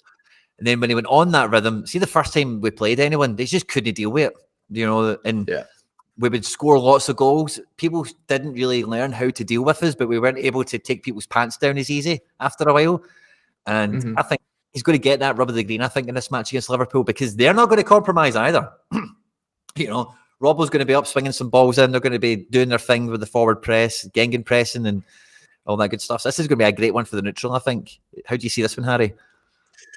Yeah, it's hard to not see. I mean, Liverpool obviously a good team, whatever, and Trent being a bit of a doubt, plays into it for me a little bit as far as what they can produce going forward. Despite Salah, Diaz, and Nunes, it's a real good front three with Szoboszlai behind there. And I don't know. I think Spurs are going to win it. I think it'll be tight. Parrott reckons 4-1 Spurs, but I don't know. I think it'll be tighter than that. But I do think Spurs win it. To be honest, I'm going to say 2-1 Spurs.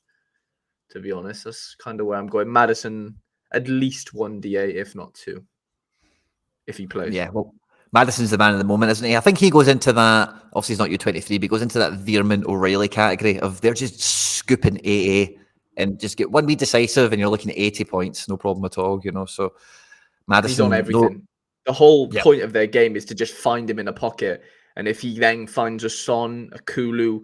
the chances created are ridiculous, never mind the set pieces that he's involved in. So, yeah, Maddison's an unbelievable card to have right now. Mad OP. Keep dreaming, lads. Liverpool ain't losing this game. Shanny boy, wearing his colours on his sleeve, love to see it. And Laird, fist bump, good to see you, mate. Dropping in the knowledge in the live chat, love to see it, mate. But yeah, some great games everywhere, Harry boy. I've got a wee bit of surgery to do on a team or two now that, like I say, I've seen Rodrigo isn't going to be playing. I've been, obviously, Harry winning last week. I feel like I put myself under a lot of pressure this week to keep the results going, keep the standards high. Yeah. And I'm second guessing myself last minute with a few of them. But it's nice to see when somebody's just getting dropped. Maybe, this 240 team here, we squeezed Rodrigo in because he was just too good not to put in a team. But is there somewhere else? Somebody else I could pull out a rare? Maybe not, actually. I was struggling to take that. Again, I was going into this game week and I was building my Girona guys, Harry, with under the condition that they're going to beat Real Madrid. That's what I'm thinking about when I look at my Girona guys. Imagine he beats Real Madrid. That's the score he's got when I'm picking them, because that's the kind of punt you're taking with a game like that. But yeah, no Rodrigo. So we're going to need to bin him out of 240. How many points do we have? 56. So we can kind of pick anyone we want. Let's see. Who do we have? We can maybe take someone from America. We've got Robbo. I could play Robbo, but I don't think that's going to be. Could be a good. Oh, we need AA from him. Goals conceded won't help. I think you'll do well against Kulu. Kulu struggled last week, like duel-wise against Zinchenko. Like if you get really tight to him, he seems to just, I don't know, he's just not as sharp when like you close him down. If you give him a bit of space, Kulu, to come inside, he's quite lethal. But I feel like Robbo could, you know what Robbo's like. He's frantic and gets in people's faces in that sense. And I think he could rattle Kulu a little bit, to be honest. That could be decent, that. I went for that. Sorted. And so Harry, this week I'm going. This is my kind of heart on my. I'm going with a full Girona stack and kickoff kind of. So I don't know, mate. I've kind of shuffled my midfield around a little bit, right? So see, this morning when I seen the Atletico Madrid result, I seen the Atletico Madrid predicted team. I'm looking at my guys and going, how can I not put Riquelme and Llorente into 240? They both start really decisive, capable guys, the pair of them. I've got some other guys knocking around as well, like Braze playing in the derby. He's on all the sets as well, on really good form last weekend. Illich doesn't play till Monday. He's at home to his former team. Again, takes all the sets as well. And then I've got the Girona boys with a probable DNP keeper and kickoff. So I thought I would try and like put the punt into one team and just, hey, if they beat Real Madrid, then maybe I'll win a unique off the back of it. But I don't know. Couto is so certain to start. He could be a great under-23 defender. Herrera is on to start. He does great scoring as well. I don't know if I'm maybe missing out by not putting them into our team, but the other super rare team I've got is 220, Harry. And this might look like too good a team for 220, but I'm kind of at the point where I need to win a super rare keeper. And I know you might need to say, all the good cards are only one really in the top 6 here. But I think like maybe my team is top 6 capable, you know, Celtic goalkeeper, big Tierney. Are there any goalkeepers in the prize pool? The start? Oh, good question. I'd be shocked if there's any tier 3 starting goalkeepers. Question. But I need goalkeepers. I need more depth, and I just think I've got that. So what I'm basically thinking is the alternative to that is playing some D3s, and I don't think they're D3 kind of supers. I want to win like Baranachea, Ryman. I don't know. He's not. Yeah, he is a goalkeeper. Ryman is a goalkeeper. Yes, he is. I don't like a bit of Ryman, so we could get Ryman. He's a goalkeeper. And because this is old tier 2, Harry, so there may be some guys in here, you know, like there's some good players in there. No, there's some really good players in there. But I'm just saying, like, is there any legit goalkeepers? Probably not. But there's Romans. I'll go ahead, Eagles. Boy, Mazraoui. There's some real good cards in there, like seriously good. Yeah, so maybe we get something out of that. That's what I thought. So if we're building a team that might win it, then I don't mind thinking about winning it, because the problem with that division is imagining finishing 20th or something, and it's like, oh, great, you've got a tier 5 super rare, lovely jubbly, nobody cares. But I don't know, if it's 220 dead on, then I look at this team and I'm worried about Yangel. Am I wasting him in that kickoff team? Did I put Yangel in here over Roca, who didn't start midweek, come on for 30 minutes rotation, or McGinn, who only played 45 midweek, and like we mentioned, Villa don't have much on next midweek, so maybe again pours his soul into this game, though, isn't it? But it's a tough game. It's tough for Yangel, and I think all these 3 games are tough. This is my problem. I've got Yangel at home to Valencia, I've got Villa at home to Brighton, and then I've got Real Madrid. I've got Girona at home at Real Madrid. That's my final prioritisation dilemma I've got. I think the rest of the pieces are in the puzzle are in good spots. So the Celtic guys are all fine. Don't need to worry about them. And then, as I say, with these super rare teams, like the Caps kind of control some of the decisions, if you know what I mean, but not all of them. It can really be quite flexible for a lot of this. But it's the Herrera and the Couto I worry about if they do drop DAs.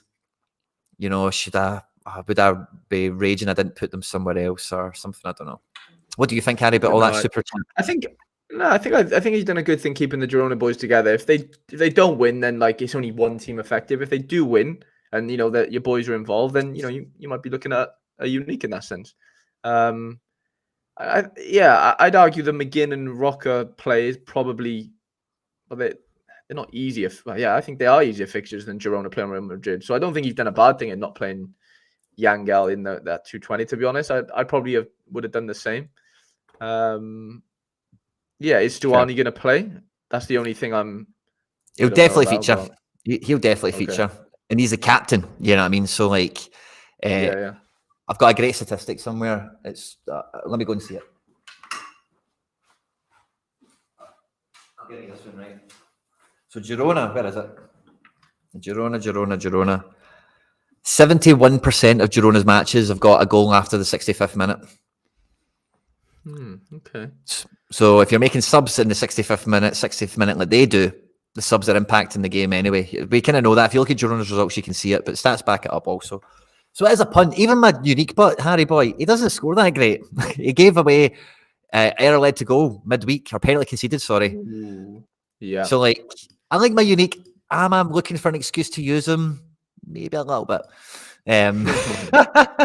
But I think that's a good way of doing it. You know, they're playing Real Madrid. Yeah, I'm definitely not against it.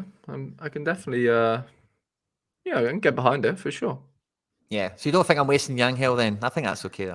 I don't think so. No, like I'd be shocked if he dropped something stupid and you're like, oh wow, he's dropped an 80 or like, I'm not saying he won't, but I'd also be shocked if he did, type of thing. Nice. Rocca's an 8A monster. That's good. And then Yeah, keep it. I think that'll be good in there, definitely. It's just McGinn's a wee bit overworked. I think he just needs a fucking break, man. You know. Mm-hmm. Like all these international game weeks, he doesn't stop. Look at that: 4, 401, 2, 3, 5, 7, 8, 9, and then this will be 10, and then 11. You know, there's no rest for Mr. McGinn. So I don't know. 100%. And then Tierney or Couto. But yeah, I think I'll just stick with that. I'll stick with that. Harry, do you want to show us some teams, buddy? See what you're rocking this week.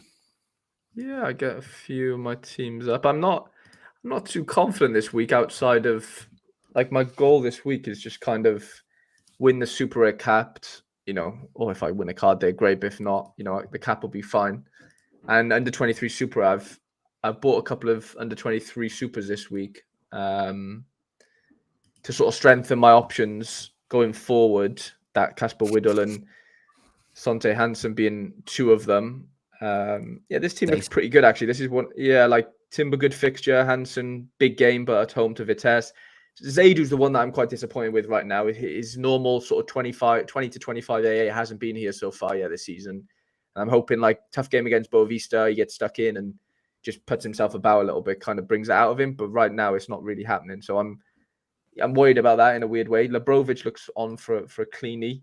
Cap 240 looks really interesting actually. Matchups are all relatively good, barring the Kook one, even, at home, but, Antwerp are capable of scoring goals, even though they've been blanking recently. So I'm quite confident if they all play, I get the cap there, whether it wins a card, who knows. And then outside of that, mate, I've just taken a few punts because my goalies are just not looking good this week. Like Brady's away to New York, which isn't terrible. It's just not good. They scored like 5 goals last week against DC, New York Red Bulls. So, yeah, I just don't know what's going to happen there.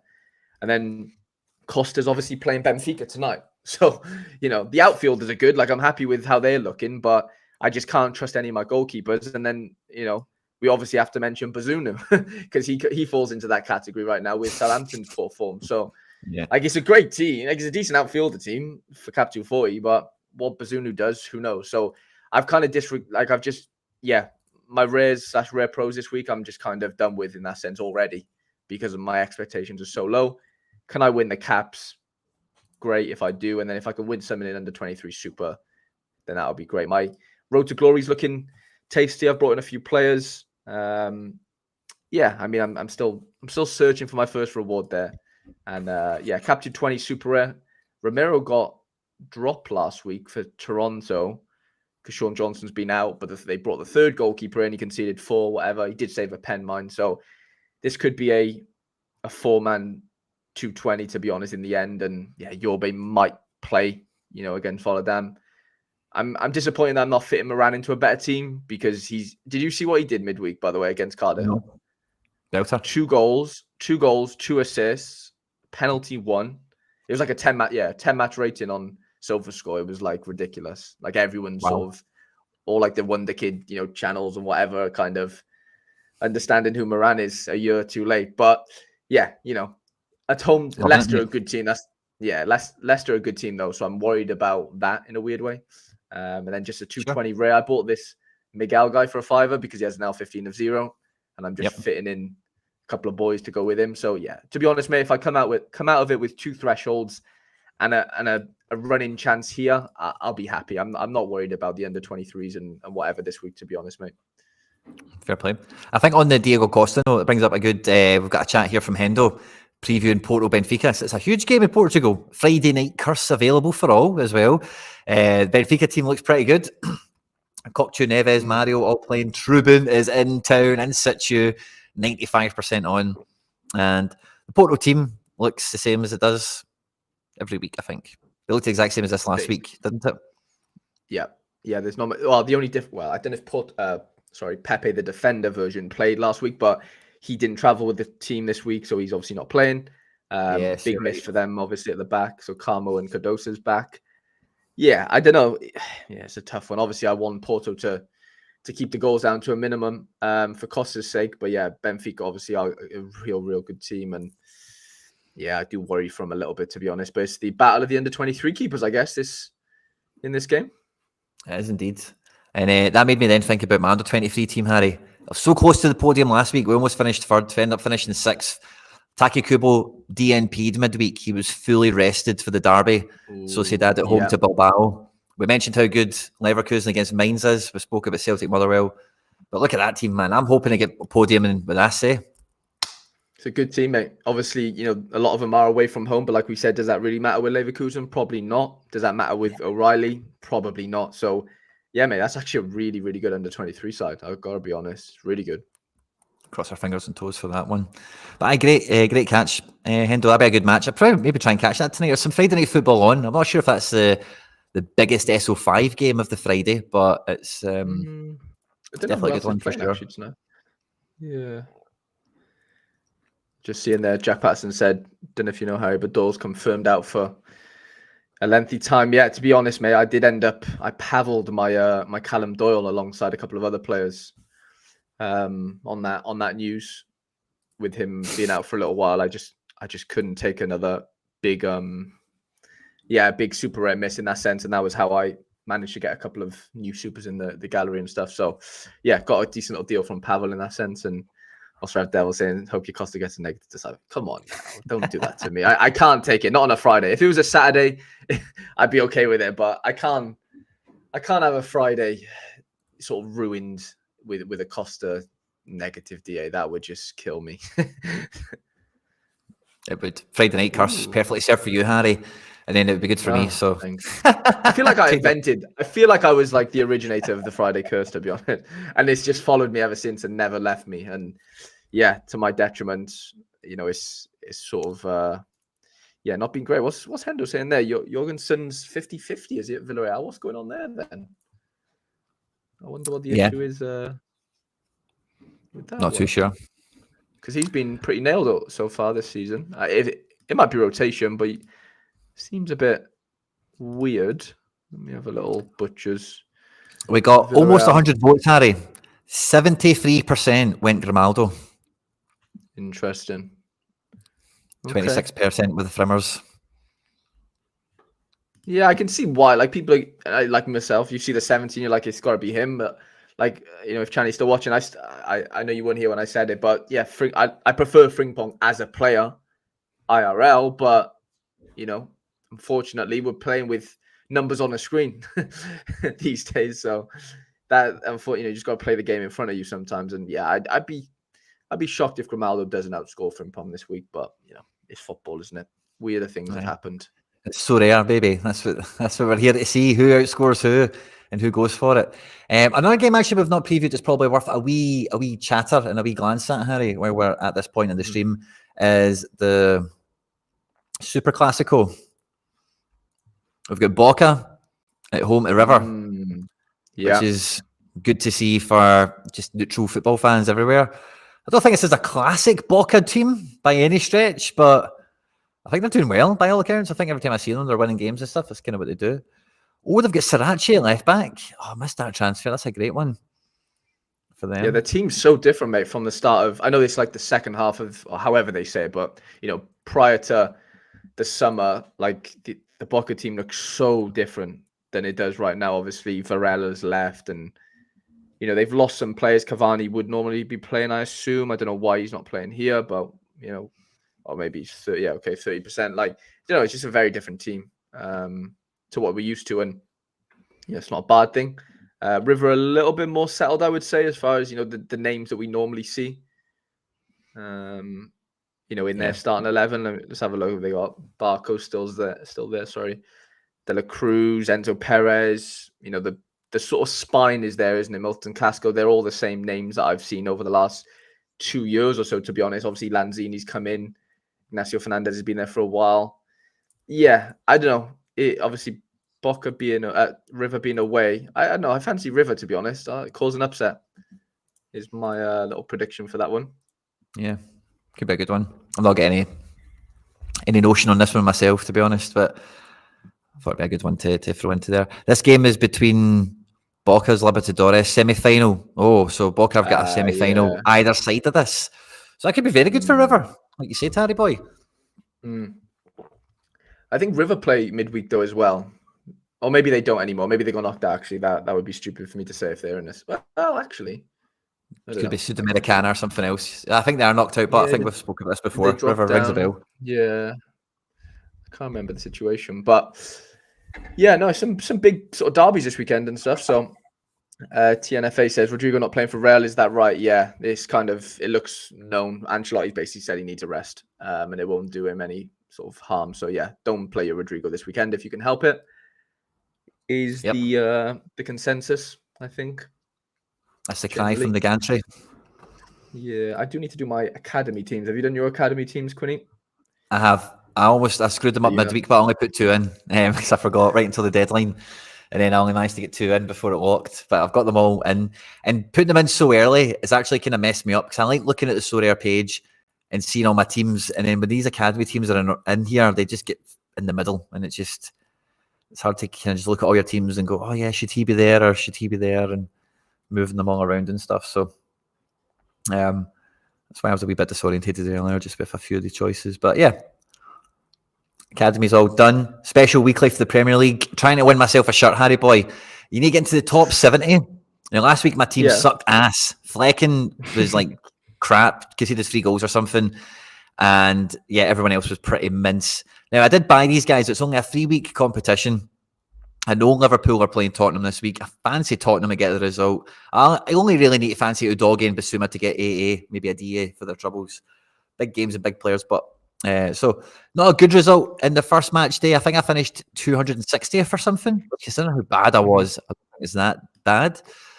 And you only need to get top 70. So hoping for a big week from this guy, from this team. Try and win myself a wee shirt.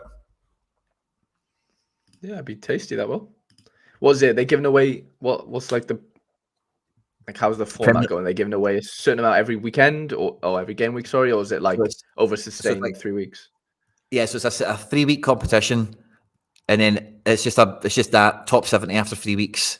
No every weekend or anything like that. Just the 3-game week kind of private league, as it were. Yeah, I do that as well, Charlie. If it's not like right now, I like reordering the teams as well and just making sure they're all just so in a row, so you can make sure that you've got everything lined up the way you need them to. But yeah, with my panic of getting the training teams in, it's been unavoidable for me, this one. I was catching up earlier, Harry, as well, by the way. Get some. I think there's a comment right early in the chat here today. I'm not going to dig through and find it, but I was listening. Still to finish. Interviewing the product manager from Sorare NBA and MLB. I watched a bit of it, before training yesterday. I actually did. I watched a little bit. Did you see all the stuff that they announced over there? They're changing the scarcities, money's coming. I heard about it, from the great. If you want to fill me in a little bit. So they changing the scarcities to match match. Yeah, footy, to match football. Yeah, to match football. And so she kind of gives the internal justification for all the ways that they've done it and why they're doing it this way, which is fine. But they're doing it, which is the main thing. And you're better listening to Laird's video in the fullest of details. But it sounds like there's going to be, because so one of the worries, I think Black said it or somebody said it on a data show, but I think it might have been Sean or so, I can't remember who. Oh no, it was Black. Like they might run out of card rewards if they do football scarcities, as the season goes on, because there's less football players. And she said something in that interview with Laird. I forget exactly what it was. So I'm not going to quote her. You can go and listen to it yourself. Sorare data on YouTube. And she said something like, we are very confident that all season long players will be happy with what we can offer as prizes, which I think is going to be stuff like money, and tickets, and TV passes and stuff like that. I think they're thinking about, so NBA might actually be a bit more money led. Maybe we might see that develop. Maybe a money led payout scheme rather than the card led one that we've got in football. Okay, fair play. Yeah, I get it. So yeah, I'm excited for that. I went and spent £40 on or £50 on free over the last 2 weeks, free new NBA cards just to get a couple of pieces in there for my wee set and forget teams. Hopefully I can go and do some damage this week. But I thought, another good bit of news on the Sorare Stratosphere. I just came to my mind because I saw it early on your team. Can you talk me through why you're captain Marcos Llorente? Yeah, I'm not coming at you. I'm just asking over the other players. So I've went to captain Marcos here because this is a game where he should attack and get into the final third and get a decisive. And it's those types of games is when that's Granada and that's Vallecano. So it's these kind of games where it's weaker opposition, and because they are only playing Griezmann, they need to be even more attacking with these guys than what they normally are because they've not got two strikers. So normally Elche, he can get big AA in some of these matches anyway. Like he's good at that, getting into the box and defending, doing both sides of the game. But what he misses is a decisive. You know what I mean? Yeah. So I think he's got huge AA potential in a match like this, and he's decisive capable. So I think he could do 80 points. Whereas Riquelme, Ceka, I think is a candidate, right? But it's Ceka all day, Quinny. It's a Ceka all day. I'm not so sure about the fixture, but away to 10th in the league. And then Riquelme is probably just going to get 65 or something. He'll probably do that. 65. What would he have done for Girona in a game like this? Maybe 70? Maybe 90? Scores. Show us Ceka scores. Show the viewers Ceka scores, sorry. Because they are a sight. Sorry, Josh says Ceka over Llorente any day for me. I would have to agree. I can't lie. But look how peaky he is. Yeah, but that's not peakies aren't captains. But you want the guy that's going to. You want the biggest score, obviously. That's the name of the game. But so of course it's the peaky ones, isn't it? Because if they get 100, you're getting 125 points, obviously. But look at away from home. Well, he hasn't dropped anything less than a 10 AA in the last 5 games. Yeah, fair. I don't know. I think he's a bit riskier, personally. Ceka's the boy, Quinny. I've had him for a while. He's the man. Llorente hasn't hit over 80 in a year, so Josh says. Yeah, but he's been injured and stuff. He's been in and out. I know the script with him. I think this is a game where he pops it, And this guy, I don't know, he's got AA. I just think Llorente's not really a goal. He's not a goal threat / assist threat, really, is he? As a player, naturally. But he will be in this game because they'll only get one striker. If you're a goal threat, you're a goal threat, aren't you? Doesn't matter what game you're playing. You're either a player who is just that type of guy, like Ceka, or you're somebody who's just a fucking or you're just a workhorse. And Llorente he's just a fucking mule, isn't he? He just runs all day and yeah. I don't know. He just play. I don't know. This feels like the Elena situation again. Did you see Elena scored 80 on last game week? Yes, I did. Or maybe the game week before. I'd love to see. Scored from a header. He scored a header from a corner, and I was like, I cannot believe it. I cannot believe it. A header from a corner, mate. That's mental. That's nuts. I forget who it was against. Maybe Sociedad or something. But I watched that game. I've traded my Elena away, but I've not got him anymore. Which is you're not got him anymore? No way. Oh. Nah, because I was looking at it, Harry, and the problem I've got with right, okay, I'll captain Ceka, right? No, I'm sticking with my guns. I'm sticking with my guns here. I'm sticking with my guns. Because I'll regret not picking my own thing. But so part of the problem I had, Harry, right, is Elena, as you know, is a pain in the ass anyway. He's not that great a player, but he can be kind of useful. And I had another guy in this Getafe team that was Juan Iglesias, who I quite like. I'm a big fan of. So with them two and Soria and Unal, I was on 80 points, right? And see, to be quite honest with you, there was nobody I could see that I would spend any money on to get me to 100 points. Like, it wasn't going to... Anyone who I would, they're worth way too much money for what I value them at, if you know what I mean. And then there's nobody... Yeah. And then the only, like, really good player is Florentino Luis, who's got, like, 1 Getafe print, maybe 2, and they're just, like, mad overpriced, obviously. So I was like, I'm not going to get to 2% on this collection. And just by keeping Soria and Unal, I have the 1% anyway. So I just got rid of Elena and Iglesias in a trade to make something else happen. I forget what it was, but I just just done that basically. I had liked the video for the Ceka captain choice. Do I have to unlike it now? No, you don't have to. You don't have to. But we're only at 58 likes, guys. Normally at this point in the stream, we've hit the magic number, which is 67. So, guys, can we get up to 67 likes? Come on. Should be the first target we smash. There's tons of Sorare scouts and managers here. Do you really think it should be Captain Ceka? Let's go and have a look at this in a shade more. Should be. Quinny, come on. Right, so this is the lens that I've put on it, right, where I've been looking at Ceka this week. He's going to play.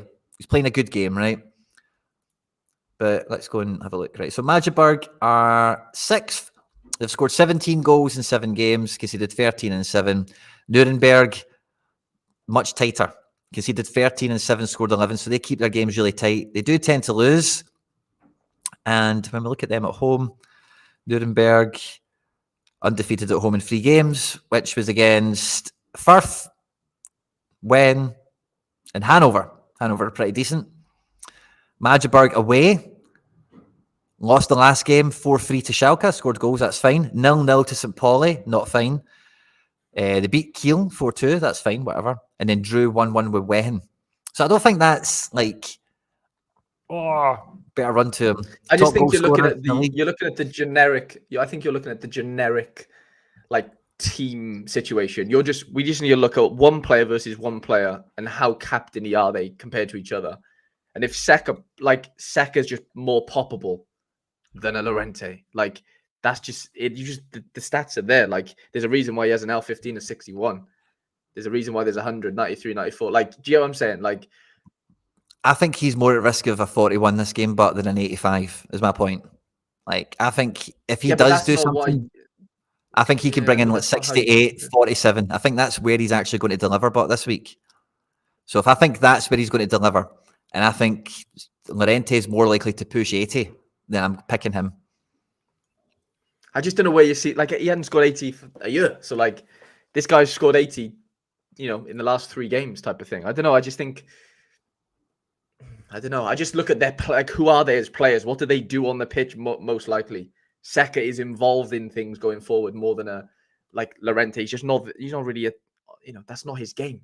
And I'm not saying he's a bad player. I'm just saying this class, isn't it? What a guy. What a guy. Right, okay, cool. So let's look at this all time for Atletico. And then in this position he's going to be playing in this week, it's going to be that attacking midfield spot. So let's see if we can get that. Midfielder, right centre. I don't think that's what we want. We want attacking mid-striker position kind of stuff, because that's the position he's playing in. I'll get the stat. I'll get you the actual stats on who's more likely to get a decisive, right? You do that. I'll do this. So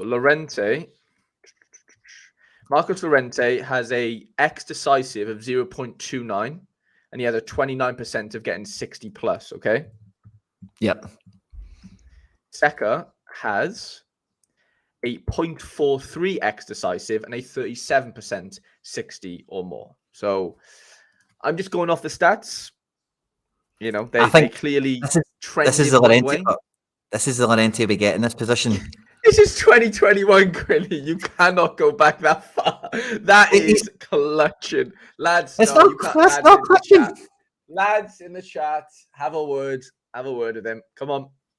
Mate, it's not clutching. Come on. Mate, look at all those injuries. Years ago. Look at all those injuries in and out of the team. I know, fair enough. I think that's what I'm getting. I think that's what I'm getting this week. I'm getting Llorente and attacking midfield / up front. And that's what we get when he plays there. Not this centre mid stuff where he's covering for Rodrigo De Paul and for defensive mids. Look at that. Right mid, 78. Come on as a sub. I wonder who that was for. Bet if somebody attacking. Where is it? Llorente. Gusto Llorente says for the past Paul. years he's been a right back. I'm with Quinny. Exactly. It's a reason why he's playing. It's a reason why he's playing right back. Like right backs aren't 10s. Like there's a reason. Do you know what I mean? He's filling gaps. Like he's not somebody that's a number 10 / attacking midfielder. Realistically, is he? He's a right back at best. Simple as. Nah. He's a workhorse. Nah. He's a poor man's Carvajal. He's a very poor man. Harry, no.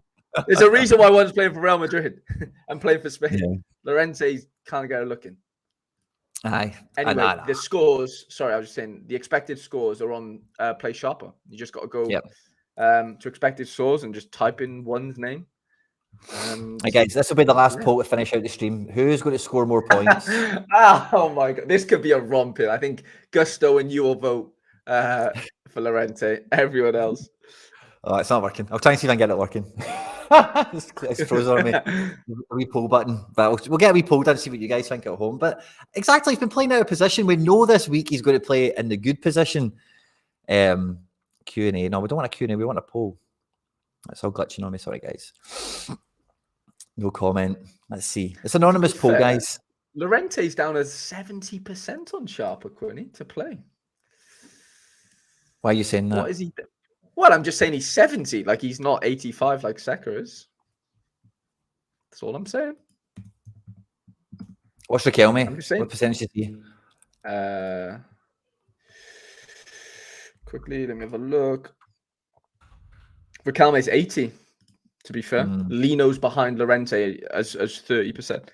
Excuse me. And then on our trusted source,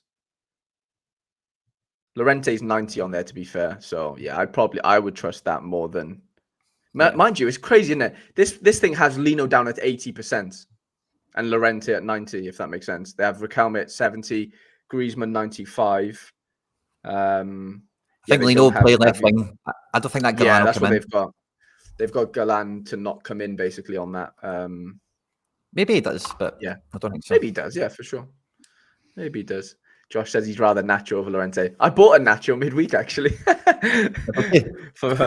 Just 40 quid because collection, but like just for my collection bonus for Real Madrid guys, like, and he obviously, there's loads of injuries at Real Madrid. I think we go through I think the trusted sources come out in my member section, certainly, Harry. I don't know where you review trusted sources, probably nowhere. But certainly. No, to be fair, me and Fed have spoken about, like, I don't know. If you dig deep enough, I think it's there, Yeah. You need to get good at speaking Spanish, that's all. What was I going to say? Yeah, no, I don't know. It should be a good week. Hopefully Costa doesn't cost me early on. I'm hoping Trubin reigns supreme quite early on. It should be a good one. I'm really looking forward to this week. I think I'll give you another left field shout, if you like, right? I fancy Real Madrid to do pretty bad against Girona. But I also, and again, I've segregated these guys, Harry, and put them into the one team, right? But we just know that they've lost the final to Houston. I fancy NYC to maybe give a wee spanking to Miami. Yeah, I fancy that as well. No Messi, no Alba, it seems. Yeah, I feel like that's why I've gone with Santi and Rare Pro, to be honest, even though I'm a bit of a throwaway in a weird way. But yeah, no, I fancy them. I fancy them to do all right, to be honest. Yeah, no, I'm with you on that. I didn't have anywhere else to play Mat Freeze. And I was like, I'll just play America because I've got cards. I've got squads of guys out there. Yeah, I just didn't have anywhere else to play. And the trusted source, La Liga only. Sorry, it doesn't do Norwich or anything. But Hendo does reckon that Norwich is shaky this week, and Hendo knows the Scottish players. So, watch out for that for sure. And bonjour, Juju. Fist bump, my man. Good to see you. We're 5 minutes, Harry boy, to the deadline. Yeah. I've got I know it's not much at all, but I've got this £1 limited card that I want to give away. Well, he's actually £1.50 now. Yeah, he's a new card. I bought him off Laird yesterday. Yeah, he's 3D. He scores okay. If someone wants him right now, just send me an offer for him and I'll just send him to you. Whoever sends an offer first, yeah. Fastest finger first. Just get in there. Just get in. I think Raul thought we were going to Livakovic. I thought Raul was guessing an answer there. I thought you were going to ask a question, and he's went Livakovic. No. Just get an answer in quickly. I don't mind. I don't mind that. But it's Livakovic. First notification I see, I'll be giving away that card too. somebody, whoever wants it. And I'll tell you something else I've done this week, Harry, as well. Yeah. I finally brought in, so I won Kubo, right? You all know I've got a bit of a Sociedad Super Rare thing on the go. And I may have been talking to you, but I was definitely talking to Hendor McBride about bringing finally a rare Zacharian to the club. And Is that my arson? It better not be. Oh, I'd love that. I'd love it if you stole this or somebody I know. I think is it from Pavel? Pavel. No, I got it from Pug. McBride used to have it. Oh, wow. Yes. I never checked that out. Thanks very much for saying that, Harry. McBride won this as a reward. I gave away mine. Not gave away, but I gave mine. Yes, I love that. I gave mine to Pavel. Well, not gave it to him, but I traded it into Pavel this week. Same sort of year, Arson as well. So I just thought it might be mine. But yeah, it's funny how it's. His. I've had loads of offers in, lads, but the first one was always wanna fly. So it's going to you. Congratulations. Everyone else. Yeah, I did get good little amount of offers there as well. I appreciate you all. But yeah, good for getting stuck in, guys. But at 66 likes, guys, someone has got to get us to 67 at the very least. Come on. And we're 3 minutes to the deadline. I think we're locked and loaded. I'm buzzing for. Also, I don't think Zachariah will play this week. I'm just giving you a wee shout now that Zachariah will do well in Spain. And then after Sociedad play Champions League this midweek, it's Zachy season. You heard it here first. Yeah. I think he was ill. COVID. Was it COVID? The Russian COVID got him. That's what I was going to say. But I was just going to say, I'm addicted to buying Eredivisie Super as Quinny, as you can see. Wow. There's 4 there. Yeah. Well, to be fair, that goose came from Pavel's trade with me, so I didn't buy that. But yeah, the other 3, I did buy 2 play for Excelsior, but then none of them are jersey men, so they're not going to get a bonus until 90 days, which is a bit annoying. Mm-hmm. And then this Hansen kid, I think he was under 17 World Cup top goal scorer or something a little while ago. He's been at Ajax for years, but basically didn't want to leave because he's probably on a decent contract and he was just sodding it off, I think. But went on a free this year, and yeah, he's looking. I mean, he hasn't done too much so far, but he's somebody that's quite highly rated, and I'm hoping he can have like that Doku effect as far as like dribbling goes, and and just how he's just a decent player, to be fair. So we'll hopefully can bring in some luck to the under 23 gallery. This lacking it so far, but 1 minute away. Thanks for 1 minute away. Yeah, well, I needed to do. Obviously, I lost Doyle. I lost Brian Aguirre, my super forward from Argentina. Well, when I say lost, I mean I paveled them both, and I lost Suslov Super Rare, who obviously has gone to Hellas Verona, and I just don't think it's going to work out too well from there right now. Anyway, so yeah, had to mix it up, and the prices I got some of these players for, like this Julian Bass kid. Like his scores aren't insane, right? But he takes set pieces for Excelsior. He's under 23 for the next couple of years. Like, I don't know. I just thought I bought him off somebody that won him as a reward for like 230 quid. It's just like, it seems cheap. Seems very cheap, to be honest. He's not a world beater, but Connor says, are you aware of Troy Parrott's Excelsior? Yeah. He obviously, Tottenham youngster, wasn't he? The Irish kid. I don't know if has he got cards, Troy? Ooh. I don't think he has. No, he doesn't have cards. No 3D Parrot. No Parrot. No Parrot, no party. No Parrot, no party. And that's us, guys. We are in the deadline. Game week 409? 411? What one is it again?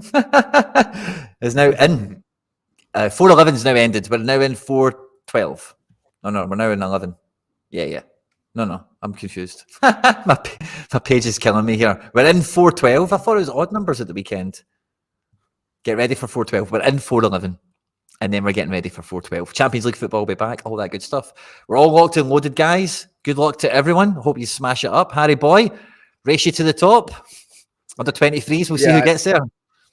Yeah, they're all hopefully under All-Star, Super and Cap 240 would be nice. Hopefully I can emulate your recent success and get a little victory maybe this week. So wish you all the best of luck, lads, and may the best teams win.